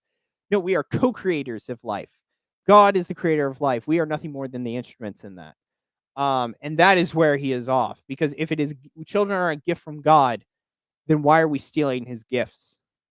That's not how it works. And also for that, if we want to talk about, well, we have to create life, because a lot of people, when you come at with IVF, everyone usually their first argument is always, yeah, but look, we have children, but look at these children, look at the precious people. And it's like, great, but that's not an argument. They shouldn't have existed because in the propriety of the marital act, they wouldn't have been created. Now, I'm not saying that for some reason they should be dispatched, to put that in, to use an evil word like that. But I am saying that we shouldn't just be like, well, because life was created, that's good. And because it was good, it outdoes the evil. No. Because then we're going to have, usually the response is then, well, what about grape without the G? So, it's going to be interesting to see if Keating's on Twitter. I'm going to post this to Twitter at some point because it's super ironic that he is trying to get away with that because it's conflicting. You can't believe that life begins at conception and then believe in IVF. So anyways, Protestantism. Anyways, so that would be my straight up, like, I'm done. I can't do anything with Keating. So let's review since we're an hour and a half in. I can't believe it's an hour and a half. So Drummond, sneaky guy, don't like him. There's something definitely in it for himself. McCall, something's off with him. He's not good. He's trying to take accomplishments that aren't his as his own. Plagiarism, basically. Not the type of guy you want in. Those are Magic and Yu-Gi-Oh cards. Cena. And then we have Keating, who is just theologically inept because he doesn't understand that life begins at conception and then any of the evils of IVF. Now, if he wants to be educated, he may stand a better of a chance. I think Keating was probably going to be, ironically enough, he might be second. He would tie in my ranking right now. I think it is second, McCall, Keating. And then Drummond is just in the F category. He's not even being considered. He's not being considered. I would say in a second category, it would be Keating and McCall for right now. I would want to say Keating over McCall in the kind of internal ranking, just because there's something about McCall. It's just I'm not, both of them. I don't feel like they're in it for the right reasons, chat. But anyways, there's another guys. There's two other guys. This is what I'm saying. There's a lot of guys in this. Two other guys I got to go into. So I currently am discussing three guys so far. Drummond, McCall, and Keating. So I need to talk about another guy, McCarrick. So there's not too much about McCarrick. McCarrick's kind of low on the totem pole. McCarrick is actually the guy I think I would be voting for, ironically enough, because of the fact of what he is. There's a high percentage that he would be agreeing with me on a lot of things, because of the fact of what he is. So let me get into what I mean by that. So, biography. He was born in 1981, so he's 44. So he is younger. Yes, I think he's the youngest guy. Which I say youngest, and he's like 40. That's sad. But he's been married for 14 years. He has an adopted child, and then because his somehow his wife wasn't supposed to be able to have children. I don't know how. Don't really care. But she actually did. So they have a adopted daughter who's the oldest, and then a actual child from their own union. He's Protestant. He graduated from a seminary, so he is very theologically inclined, I assume. He was a pastor, but he was a state senator for District 22 of Oklahoma from the April 21st to the November 2022. It was he won a special election to replace Stephanie Bice. Funny story with Bice, I'll mention later. Usually when we get to the review. Now, he won with about 58% approval from the primary when he was facing another woman, and then 65 in the general. Now, he did lose his re-election campaign to 54-46, so it's not too bad of a loss. It definitely, he lost though, so there is a curiosity of, well, who'd you lose to? But he does have a radio show of the Jake McCarrick Show, and he has a podcast as well. Now, he is campaigning on a few things of to note. Eliminating property tax, same. So in good company over here. Election integrity a bit too. So he wants to do paper ballots and all that jazz, which is great. Stop the government surveillance. Love that. And abortion. And that is one thing that he got in trouble for. Because the one thing he is an abolitionist. He's an abortion abolitionist. Now, I don't particularly like abortion abolitionists, mainly because of the fact that if they are of the property taxes theft, yes, it is. Yeah, it's basically rent. It's rent to the government, which is insane. Yeah, that's actually in like my first year to deal with in Oklahoma, which it's so funny that like not Dinesh, Florida's guys, DeSantis is getting rid of it, and like everyone's having a cow. I'm like, really? But anyways, but with McCarrick, he's an abortion abolitionist. Now, here's the thing. I don't particularly like the abortion abolitionists, mainly because of the fact that they very much are a evangelical crowd. And evangelicals and Catholics don't particularly see eye to eye on some things because the Catholics are like reaching out with a handshake, and then our hands get stabbed by the evangelical. The evangelicals will pray that we return to the proper faith when the Catholics are like, all right, guy, cool it. Like the Catholics are kind of like, we're chill, and then the evangelicals are just like on a whole other tier of like stuff. These are the type abolitionists. They stand up against the pro-lifers because they think pro-lifers are weak, which I wouldn't necessarily disagree with, but I wouldn't classify maybe myself as an abortionist, mainly because of the fact that I just believe getting rid of abortion at least is the first step, and then after that we'll figure stuff out. Which is kind of what I talked when I was with Pine Sap, because I think I asked him about abolitionists, and he kind of was agreeing to it. But we agreed, like, yes, let's stop abortion first, and then we can worry about like the judicial progress. That was why, according to McCarrick, that is why he thinks he lost the re-election, because Stitt wasn't happy that he voted no on House Bill 4327. And why do I mention that bill? Why do you think that number is familiar? Because I mentioned it earlier with McCall. That is the abortion bill that outlawed abortion within the state of Oklahoma. He voted, I guess, supposedly no. Now, and that's why he was primaried. Because, and what's interesting, and this is why I say it's just typical abolitionist stuff. So I didn't necessarily come after him. As I'm not exactly going to judge him too harsh on that one, because I know what the abolitionists are thinking, and they think it's a incrementable measure. Hold on, let me do that again. Let me do one more. Incremental, frick. Y'all know what I mean. And a lot of them try to get everything done in one go. And the problem with that is it's not going to be happening in one go, potentially. So we got to do some incrementalism. I'm not exactly, I get why he isn't happy with that. Like the abortion pills are still out, which is he wanting to get after. There are the exceptions, I guess, for life of the mother and other stuff. Definitely go after those. We shouldn't have those anyways, because I covered that before. If you're going to have life is life, regardless of it is inbred or through grape without the G. And then if it's life of the mother, there's other options. You don't have to do an abortion. So with that, I can concede more gain behind him on that. Like, I understand he voted against the pro-life bill, and he voted no because it was pro-life. Now, I think if he's going to be running for governor, he's going to have to be okay with releasing just pro-life legislation.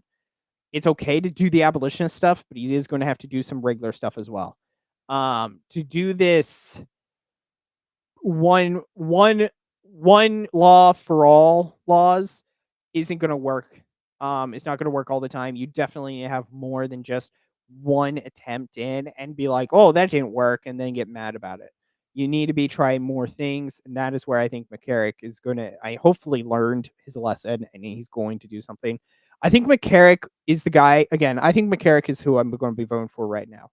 I wouldn't say I endorse McCarrick, but I definitely think I would vote for McCarrick right now, assuming that no one else joins. If a Catholic entered who believed a lot of the same things he did, basically another version of myself, I'd probably be moving over to him, and McCarrick would be a backup. But I can't find another Catholic, so because of that, I'm straight up just going to choose. I think I'm going to choose McCarrick. He wasn't in government until that District 22 thing, so he's not exactly the political guy in that regards. He is truly an outsider, so, and he's campaigning on some things that I think are agreeable. I think the election integrity, no one really wants to talk about. The property tax, no one does as well. He also, I want to say he wants to get after the turnpike as well. The turnpike is another thing. Like, if anyone ever mentions the turnpike in Oklahoma, they're either dead or about to be dead.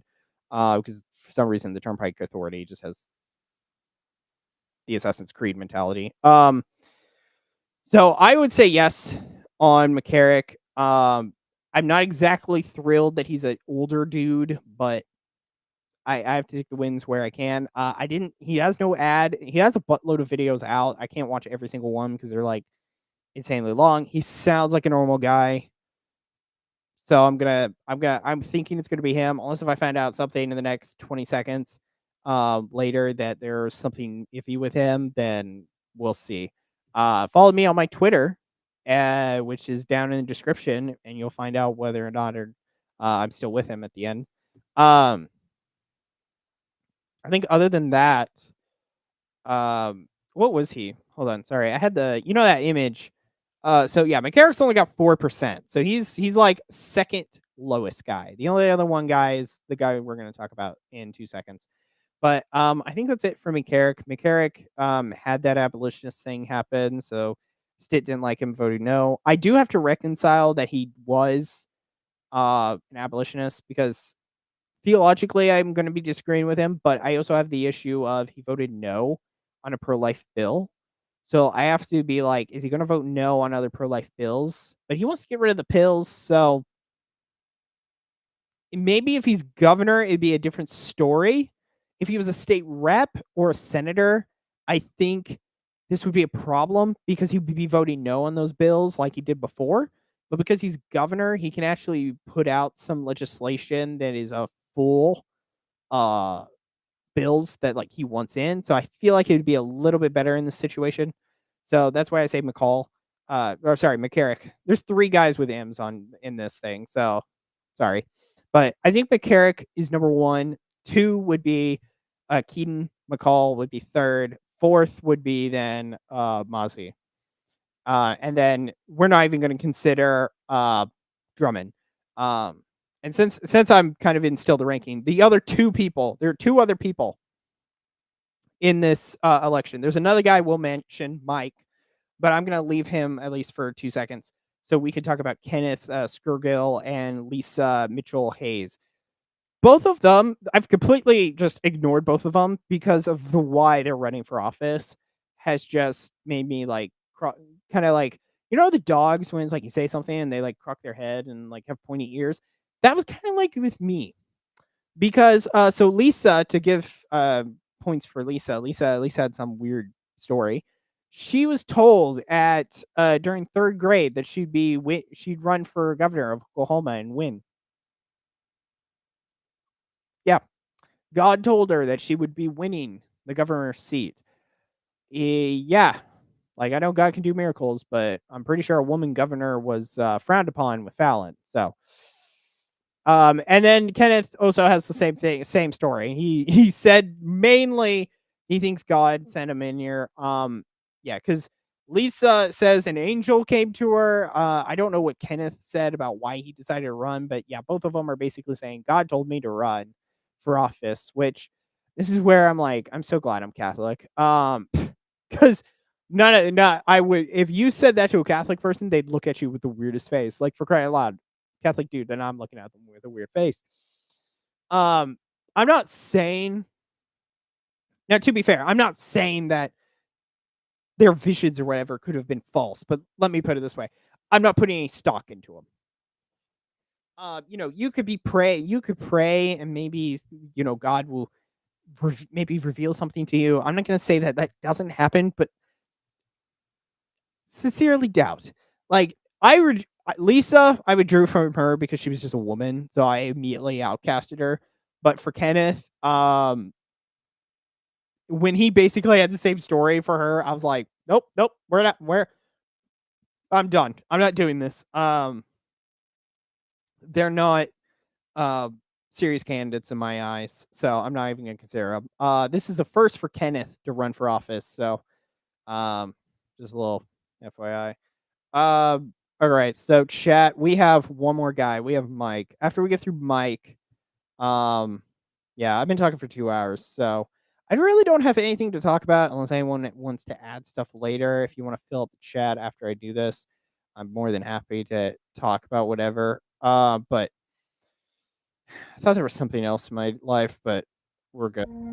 All right. So this is Mike. What's his name? Mike Mazzei.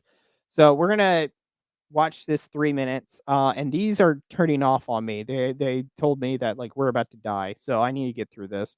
I really don't want to. We're gonna go a little bit over 2 hours, chat. So, but after that, I'm done. I've gone through this quite a bit. So anyways, and this is like the thing that I say with this is I want it to present all of this information as if someone was looking up all this information themselves, which I did, but to vote. So I am doing that. So because as I said, I have to figure out who to choose. So that's why I'm saying Merrick would be my guy. Mike, I have no idea where he is, but I'm not voting for Mike. Mike Mazzei has been blessed with a wonderful family and great career as a small business owner. He built one of the largest independent wealth management companies in the Midwest with clients in 44 states and $1.6 billion in client assets. But he has faced tremendous adversity as well.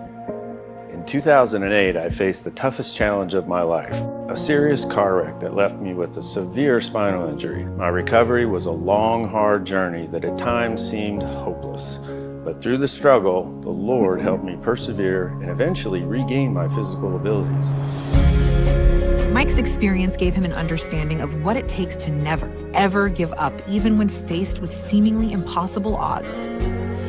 It's weird to me. So first they start out with like the family, which is fine. I get that, but then he starts talking, and then this weird lady starts mentioning. And I think the reason the lady is talking is because of the fact that when Mike starts talking, I'm not feeling right. There's something wrong with what he's saying that I'm just like, it's not working towards me. It's kind of like McCall. McCall, like I feel more with McCall that there's something wrong than with Mazzei. But there's just when I'm listening to Mazzei talk, I'm just like, Mike is just not working for me. Mike Mazzei's record of service as a reform-minded conservative state senator led to historic tax cuts, the back-to-school sales tax holiday, the elimination of corporate welfare, and saving the state's pension systems. His relentless determination saved Oklahoma taxpayers more than $6 billion. As Secretary of the Budget for the governor, Mike helped engineer the first cash savings balance of $1 billion and fought against special interest corporate handouts. Okay. I just want to like speed round him a bit. But to give some bio, born in 1965, so he's 60 years old. He's been married for 14 years. No, he hasn't. Sorry. No. Sorry. Wrong. Sorry. No. He hasn't been married for 14 years. I don't know how long he's been married. I want to say it's like over 20. Maybe. I forgot. I forgot. Hold on. Let me look at his I just realized I forgot the campaigns, but let me look up marriage stats.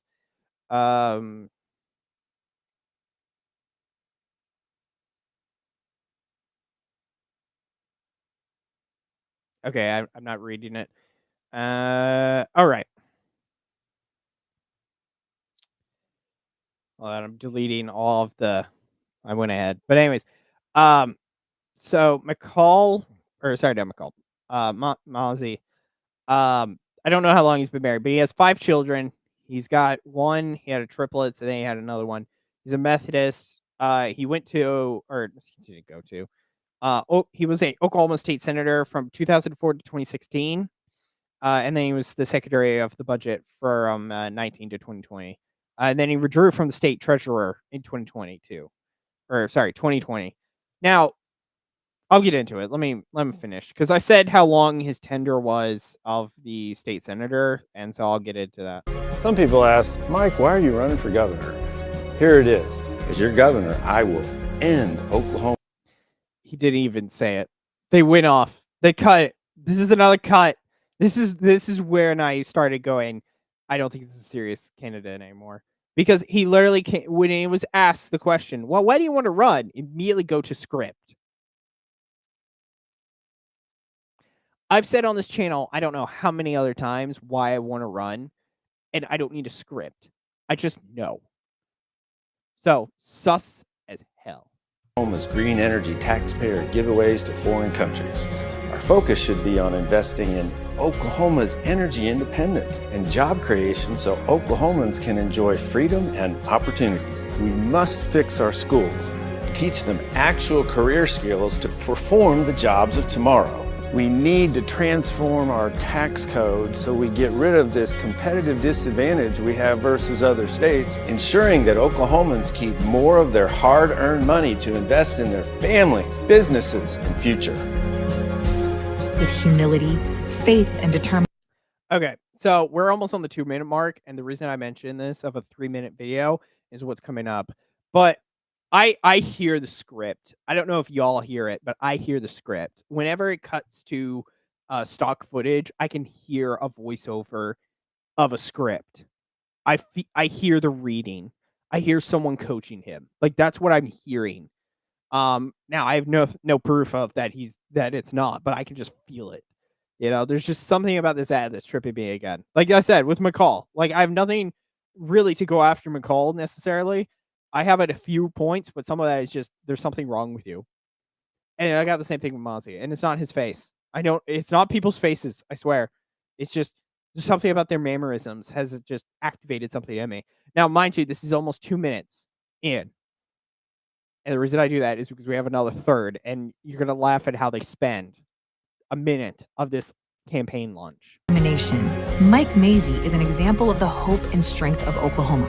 Together, we can turn challenges into triumphs.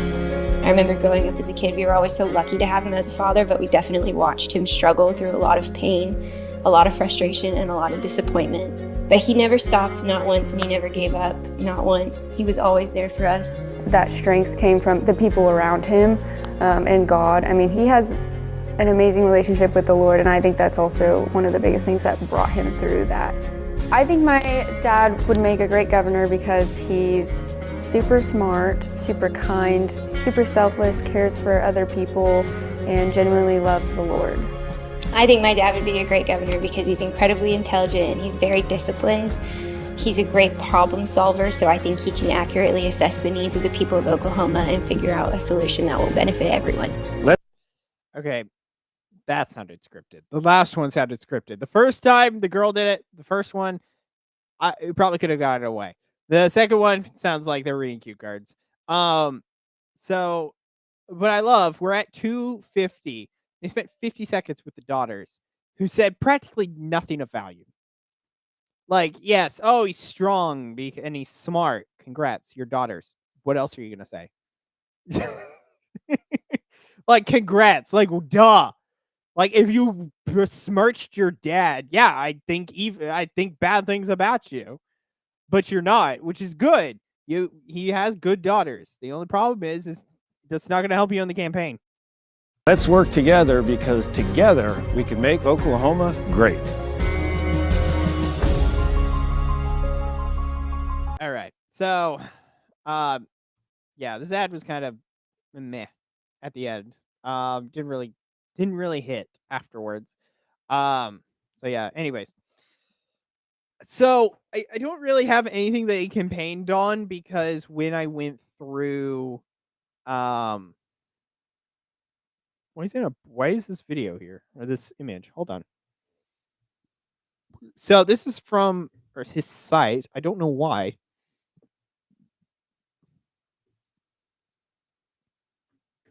Oh, that's why I'm kicking him. I forgot I had this. So, sorry, let me get back full screen.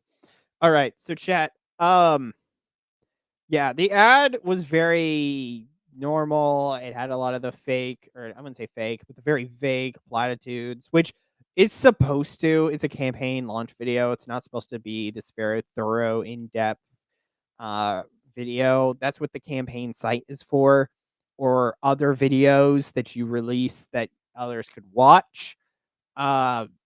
Which McCarrick kind of does have. Every single video has what he actually means. There's a lot of stuff on McCarrick's site. It says like the problem, the politicians speak, and then clean talk, which is basically Jake saying this is what it actually means, cut and dry, no BS. Which I like, which is why I said I'd probably vote for Jake McCarrick. Now, when you get to Mike, though, Mike, I feel like so one, the campaign on, I don't even know what it was. He started talking about his ailments, which is an old person thing to do.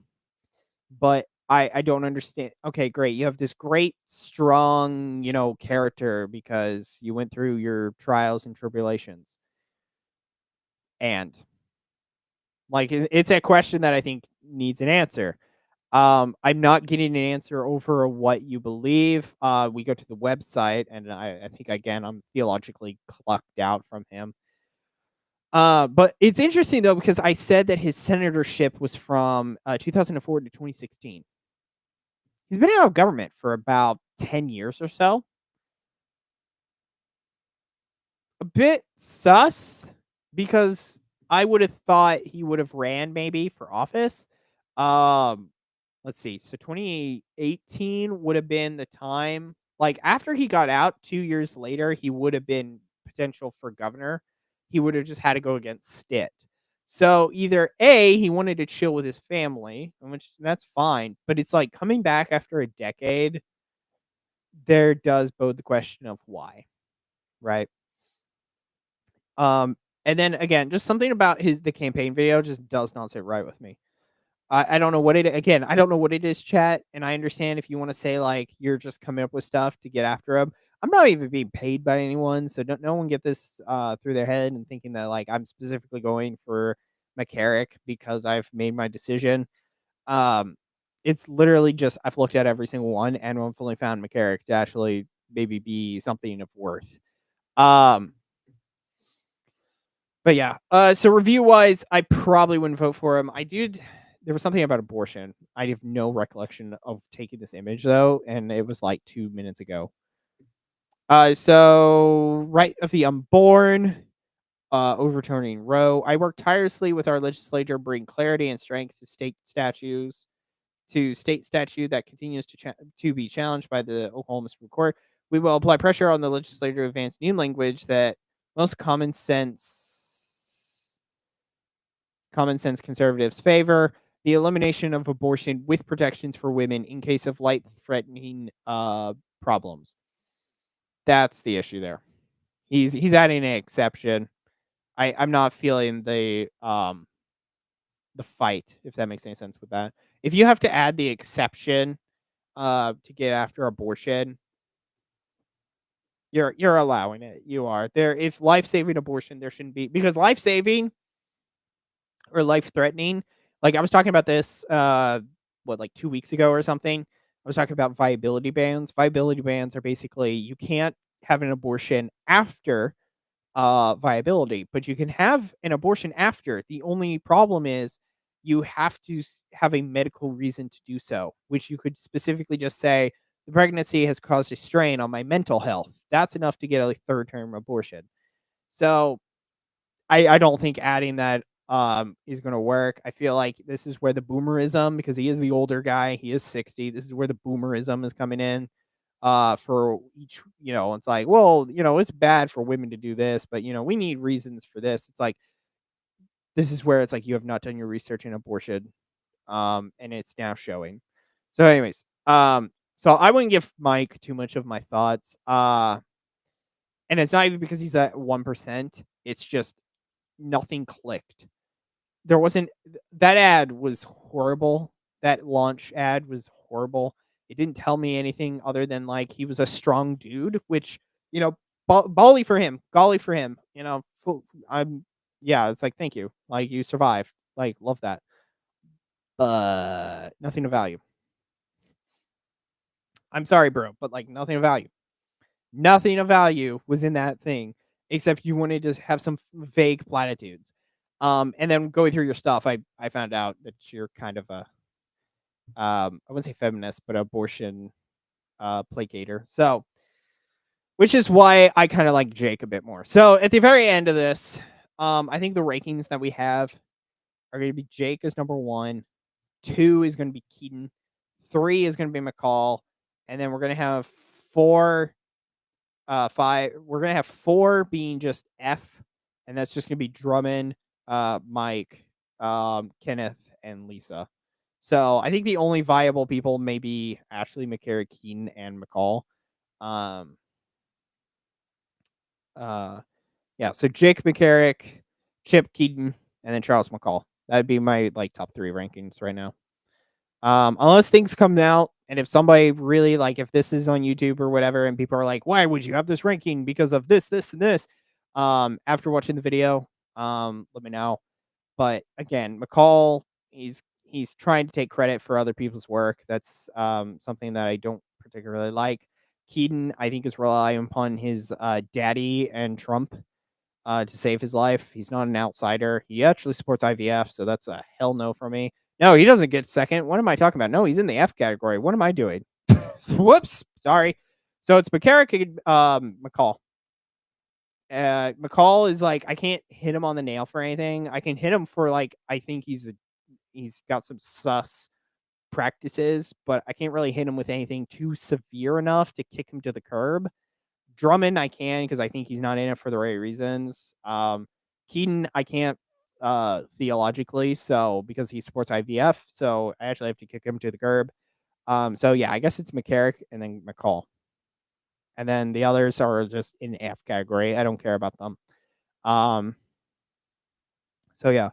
So I do have a closer. So I think that is it. I'm not gonna have a closer. I'll talk about it. Actually, I am. We're closing. There's a closer. So there's a closer. All I have is voting. That's all that it says. But that's all I need. So yeah. How do I want to start with this? So we're gonna talk about voting next week. A bit more. I have to do some analytical stuff, so it will be hopefully better than statewides when I'm a bit more like data reading. So I'm going to present this data hopefully better than I did the last time. The last time I kind of like scooped up, but this time I'll be able to do it far better. So here's the thing. Here's the thing, chat. I'm talking about these governors, right? I'm talking about these governors. I'm talking about who I think, right? Like, I think McCarrick should be the head. I think McCarrick has some qualities that I think are worthy. So hopefully McCarrick will start gaining in the polls. I really don't want it to be a runoff between Drummond and McCall. I think if it became that, I'd vote for Drummond, but I would like to see Keating take a bit of a lead. Excuse me. But here's the thing. I'm talking a lot of crap over these people. And the problem is most people are probably going to choose Drummond or McCall because that is the people that they know are that are in office currently, or at least attempting to. But here's the thing. It's really hard to talk about who I would like to be in the seat of governor if y'all don't show up. And next week, I'll cover this a whole lot better. So it's kind of the main point next week. Because I'm going to be doing, if you watch the stream I did the other time when I talked about Oklahoma's voting records for like why Republicans, the video actually is going to be like why Republicans are scared of state question. The real reason the Oklahoman Republicans are scared of state question 863. That one creates open primaries. That's kind of the main discussion of what we're going to be doing. But it doesn't matter if McCarrick may be the best candidate. It doesn't matter if Drummond is an evil dude, and you know it to be so. If you don't show up, June, I think 16th is the day. If you're not showing up June 16th, then why does it matter? And the sad fact is that's been a fact. That's been a commonality of Oklahoma voters in the past, I want to say decade, because they've gotten complacent, they've gotten lazy, because it's been a decade of Oklahoma voters voting red, and people have stopped caring. And it's going to be showing at some point. And this is why it's state question. I think if it gets passed, it could die. But if it doesn't, it's going to be because Oklahoman Republicans didn't show up. And maybe they need a scapegoat. They need some villain to come out. But if that state question gets passed, there's going to be a lot of Democrats who are going to win. Why? Because Republicans don't want to show the F up. And that is a challenge that, nice and short, I guess, tonight. That's a challenge that I want every single Oklahoman that watches this is if you know which one guy you want, let's say you want to vote for McCarrick or whatnot, you're going to have to show up June 16th. And if you're not, then I don't really care what your opinion is about politics because you're not participating in the system. As I always say, you can't bitch about the system if you never vote in it.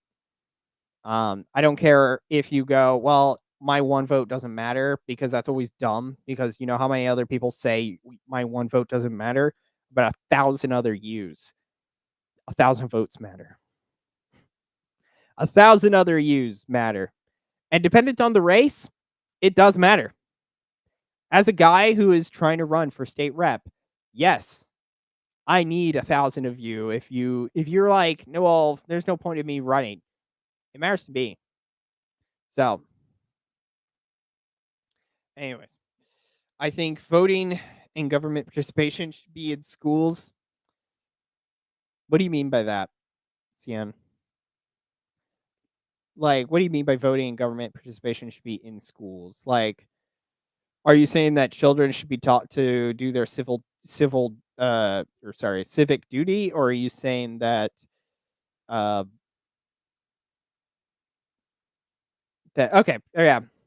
Well, this is why it's like it's civic duty. It's a duty, right?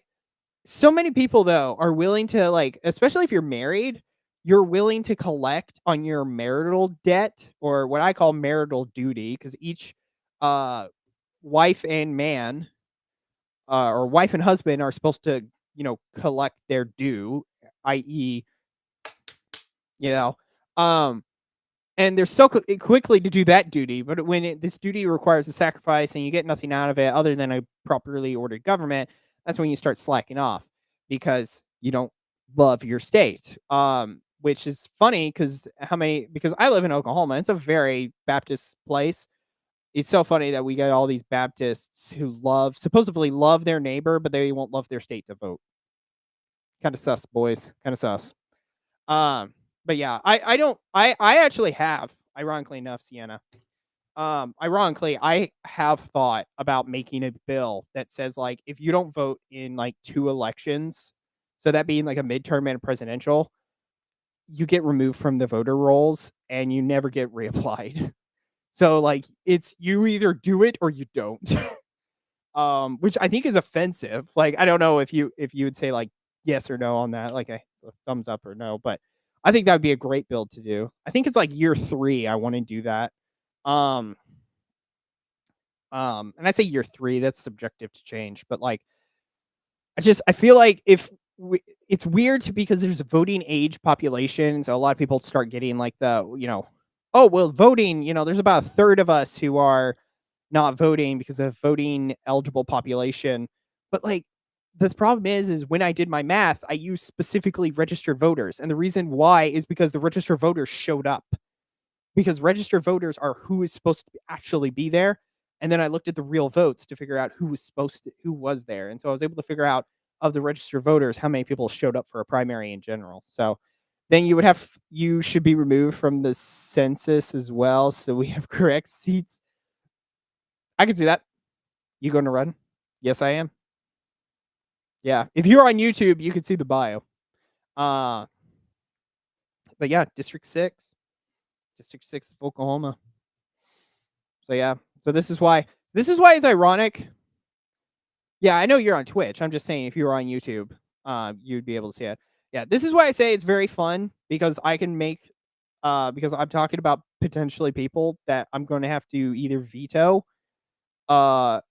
override vetoes, or send bills to, which would be very fun. So, anyways, excuse me. Okay, well, these are turning off on me almost. But that is practically all I have. Go out and vote. Go look at the information. Don't just listen to me and make your decision. I could be wrong. I sincerely doubt some of it. I feel like some of my points are valid. I also feel like some of my gut feelings should be listened to. 8 months ago, what was it, February, I said I did Drummond, and now everyone is like, oh yeah, Drummond's something. Yeah, just saying, I do have a little bit like gut over here, the gut that you can't see. It is, it moves. It knows crap. This is the only way to get the change we want. Yeah. Yeah, that's the whole reason I'm running. It's the only way we can actually be effective. Drain the swamp. Yeah. It's not even drain the swamp. It's just live in the swamp, get in the swamp. Get in the system, like, and not even the system as in like the swamp. It's like just placate this, get in the system of the lawmaking. Like it's really hard to say we can't take victories when we don't have our warriors in. So, but yeah. Anyways, that is all I have for tonight, guys. Mainly because of the fact that it was going to take me time, and I'm actually kind of tired, ironically enough. I'm really surprised that it's actually drained me as much as it did. But yeah, it's an interesting. Excuse me. Good grief. It's an interesting stuff. But yeah, again, Merrick, McCall. I think that was it, because I had a problem with Mazzei and Keating because abortions. And then the other two I threw out because one was a woman and the visions of God. Who else am I missing? Hold on. So we got them two. Those two theological. That's 6. I'm missing a guy. Kenneth. Who am I missing, chat? Oh, Drummond. Yeah, he's way over here. Yeah, Drummond's a hell no.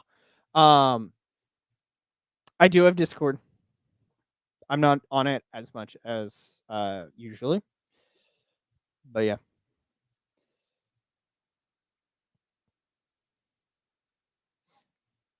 What? Excuse me. Yeah. Good great.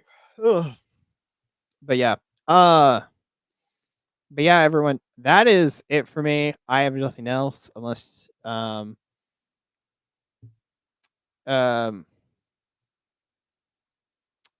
is this, Sienna? Hold on. Was trying to get you my email if it can help anyway. If I can help. What do you mean by help, Sienna? Define, like, what do you mean? Like, why would you be helpful?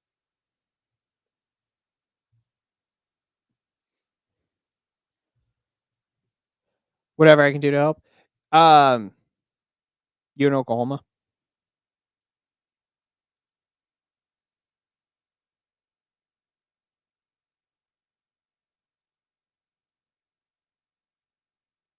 Oh, Kentucky. Yeah. You said Kentucky, like, yeah, no, I'll be fine. Yeah, you don't have to. That's a long drive. But nah, this should be fine. It's a small district. I'm your neighbor. uh, yeah, multiple state lines say otherwise, but yeah. It's not bad though. District 6 isn't that big of a district. Like, hold on, let me show it briefly.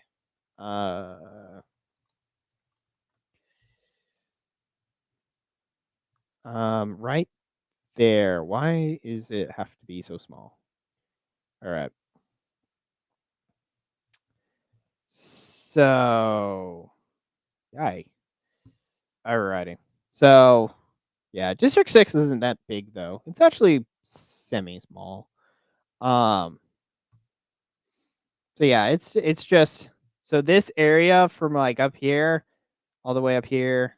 So, it's big only because of Ulaga Lake. So, but other than that, this is like a 2-hour drive to Veneta. So it's a decent size. Let me put it this way. I was in the Army. Oh, wow.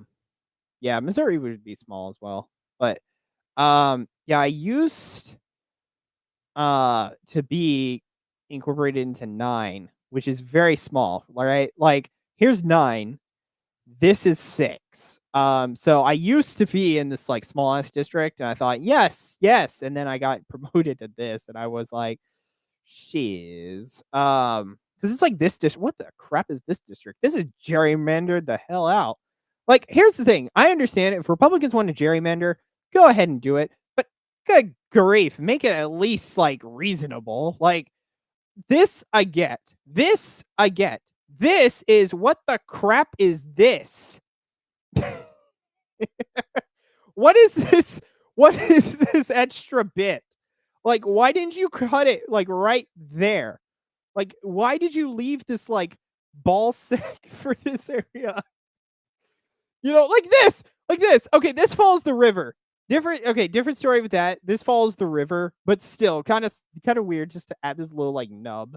But it's like, this is a metro area. I kind of get it's gonna get a little chunky, but like this is just the weirdest. This is also weird. This seems kind of off too. Why didn't you just like cut it right there?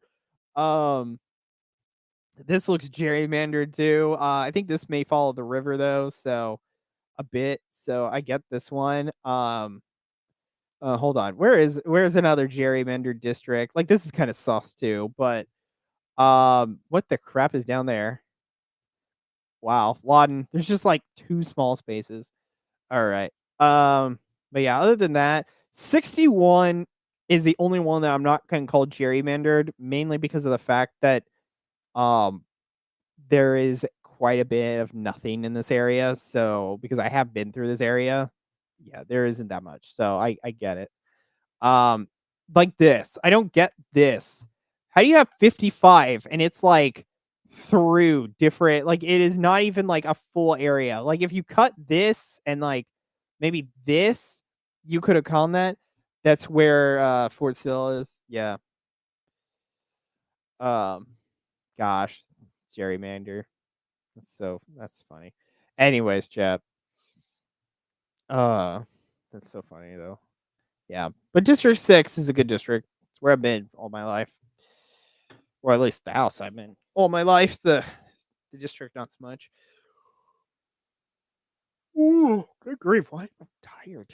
I didn't do much today and nothing to get me into this area. Anyways, with that chat, I don't think there's anything else really, unless anyone has anything that they're definitely like wanting me to discuss. Um, again, thank you for watching. If y'all could do the typical YouTuber stuff, hit the the likes and whatnot, help me out there. Other than that, tomorrow I'm going to be on at 9 p.m. Central to finish off Shadow of Mordor. We finished the 100% of the main story, so now we're going to do achievement hunting and finish the DLC. So, and the kind of intertwined on those, to be fair. So we're going to do that 9 p.m. Central to start that. Next week, I'm sorry, I forgot. I was not streaming yesterday. I was prepping for this, and I needed to spend that time instead of playing Marvel Rivals, playing or doing this. So next week, though, Monday it's going to be Magic again. Wednesday is going to be Marvel Rivals, and I potentially have a guest for Wednesday if anything happens. Thursday, I'm going to talk about analytics with the Oklahoma voting, and Friday next week, TBD. It will either be Shadow of Mordor again, or it'll be something else. I also have kind of in the works. I kind of like Zoomer Council, so that may take up a Thursday, if not this week's, but next week's. We'll see. I need to ask people what's cracking. So, other than that, everyone, I will send you off into the wherever. But I'm going to go to bed. Or naturally, I'm not going to bed, but I'm going to go offline and do my stuff. So, again, thank you all for watching, and I will see you all next week, Monday, Wednesday, Thursday, Friday at 9 p.m. Central. And yeah, that's it. Discuss next week. So, yeah, that's it. Again, thank you all for watching tonight, and I will see you all, tomorrow. So, night, y'all.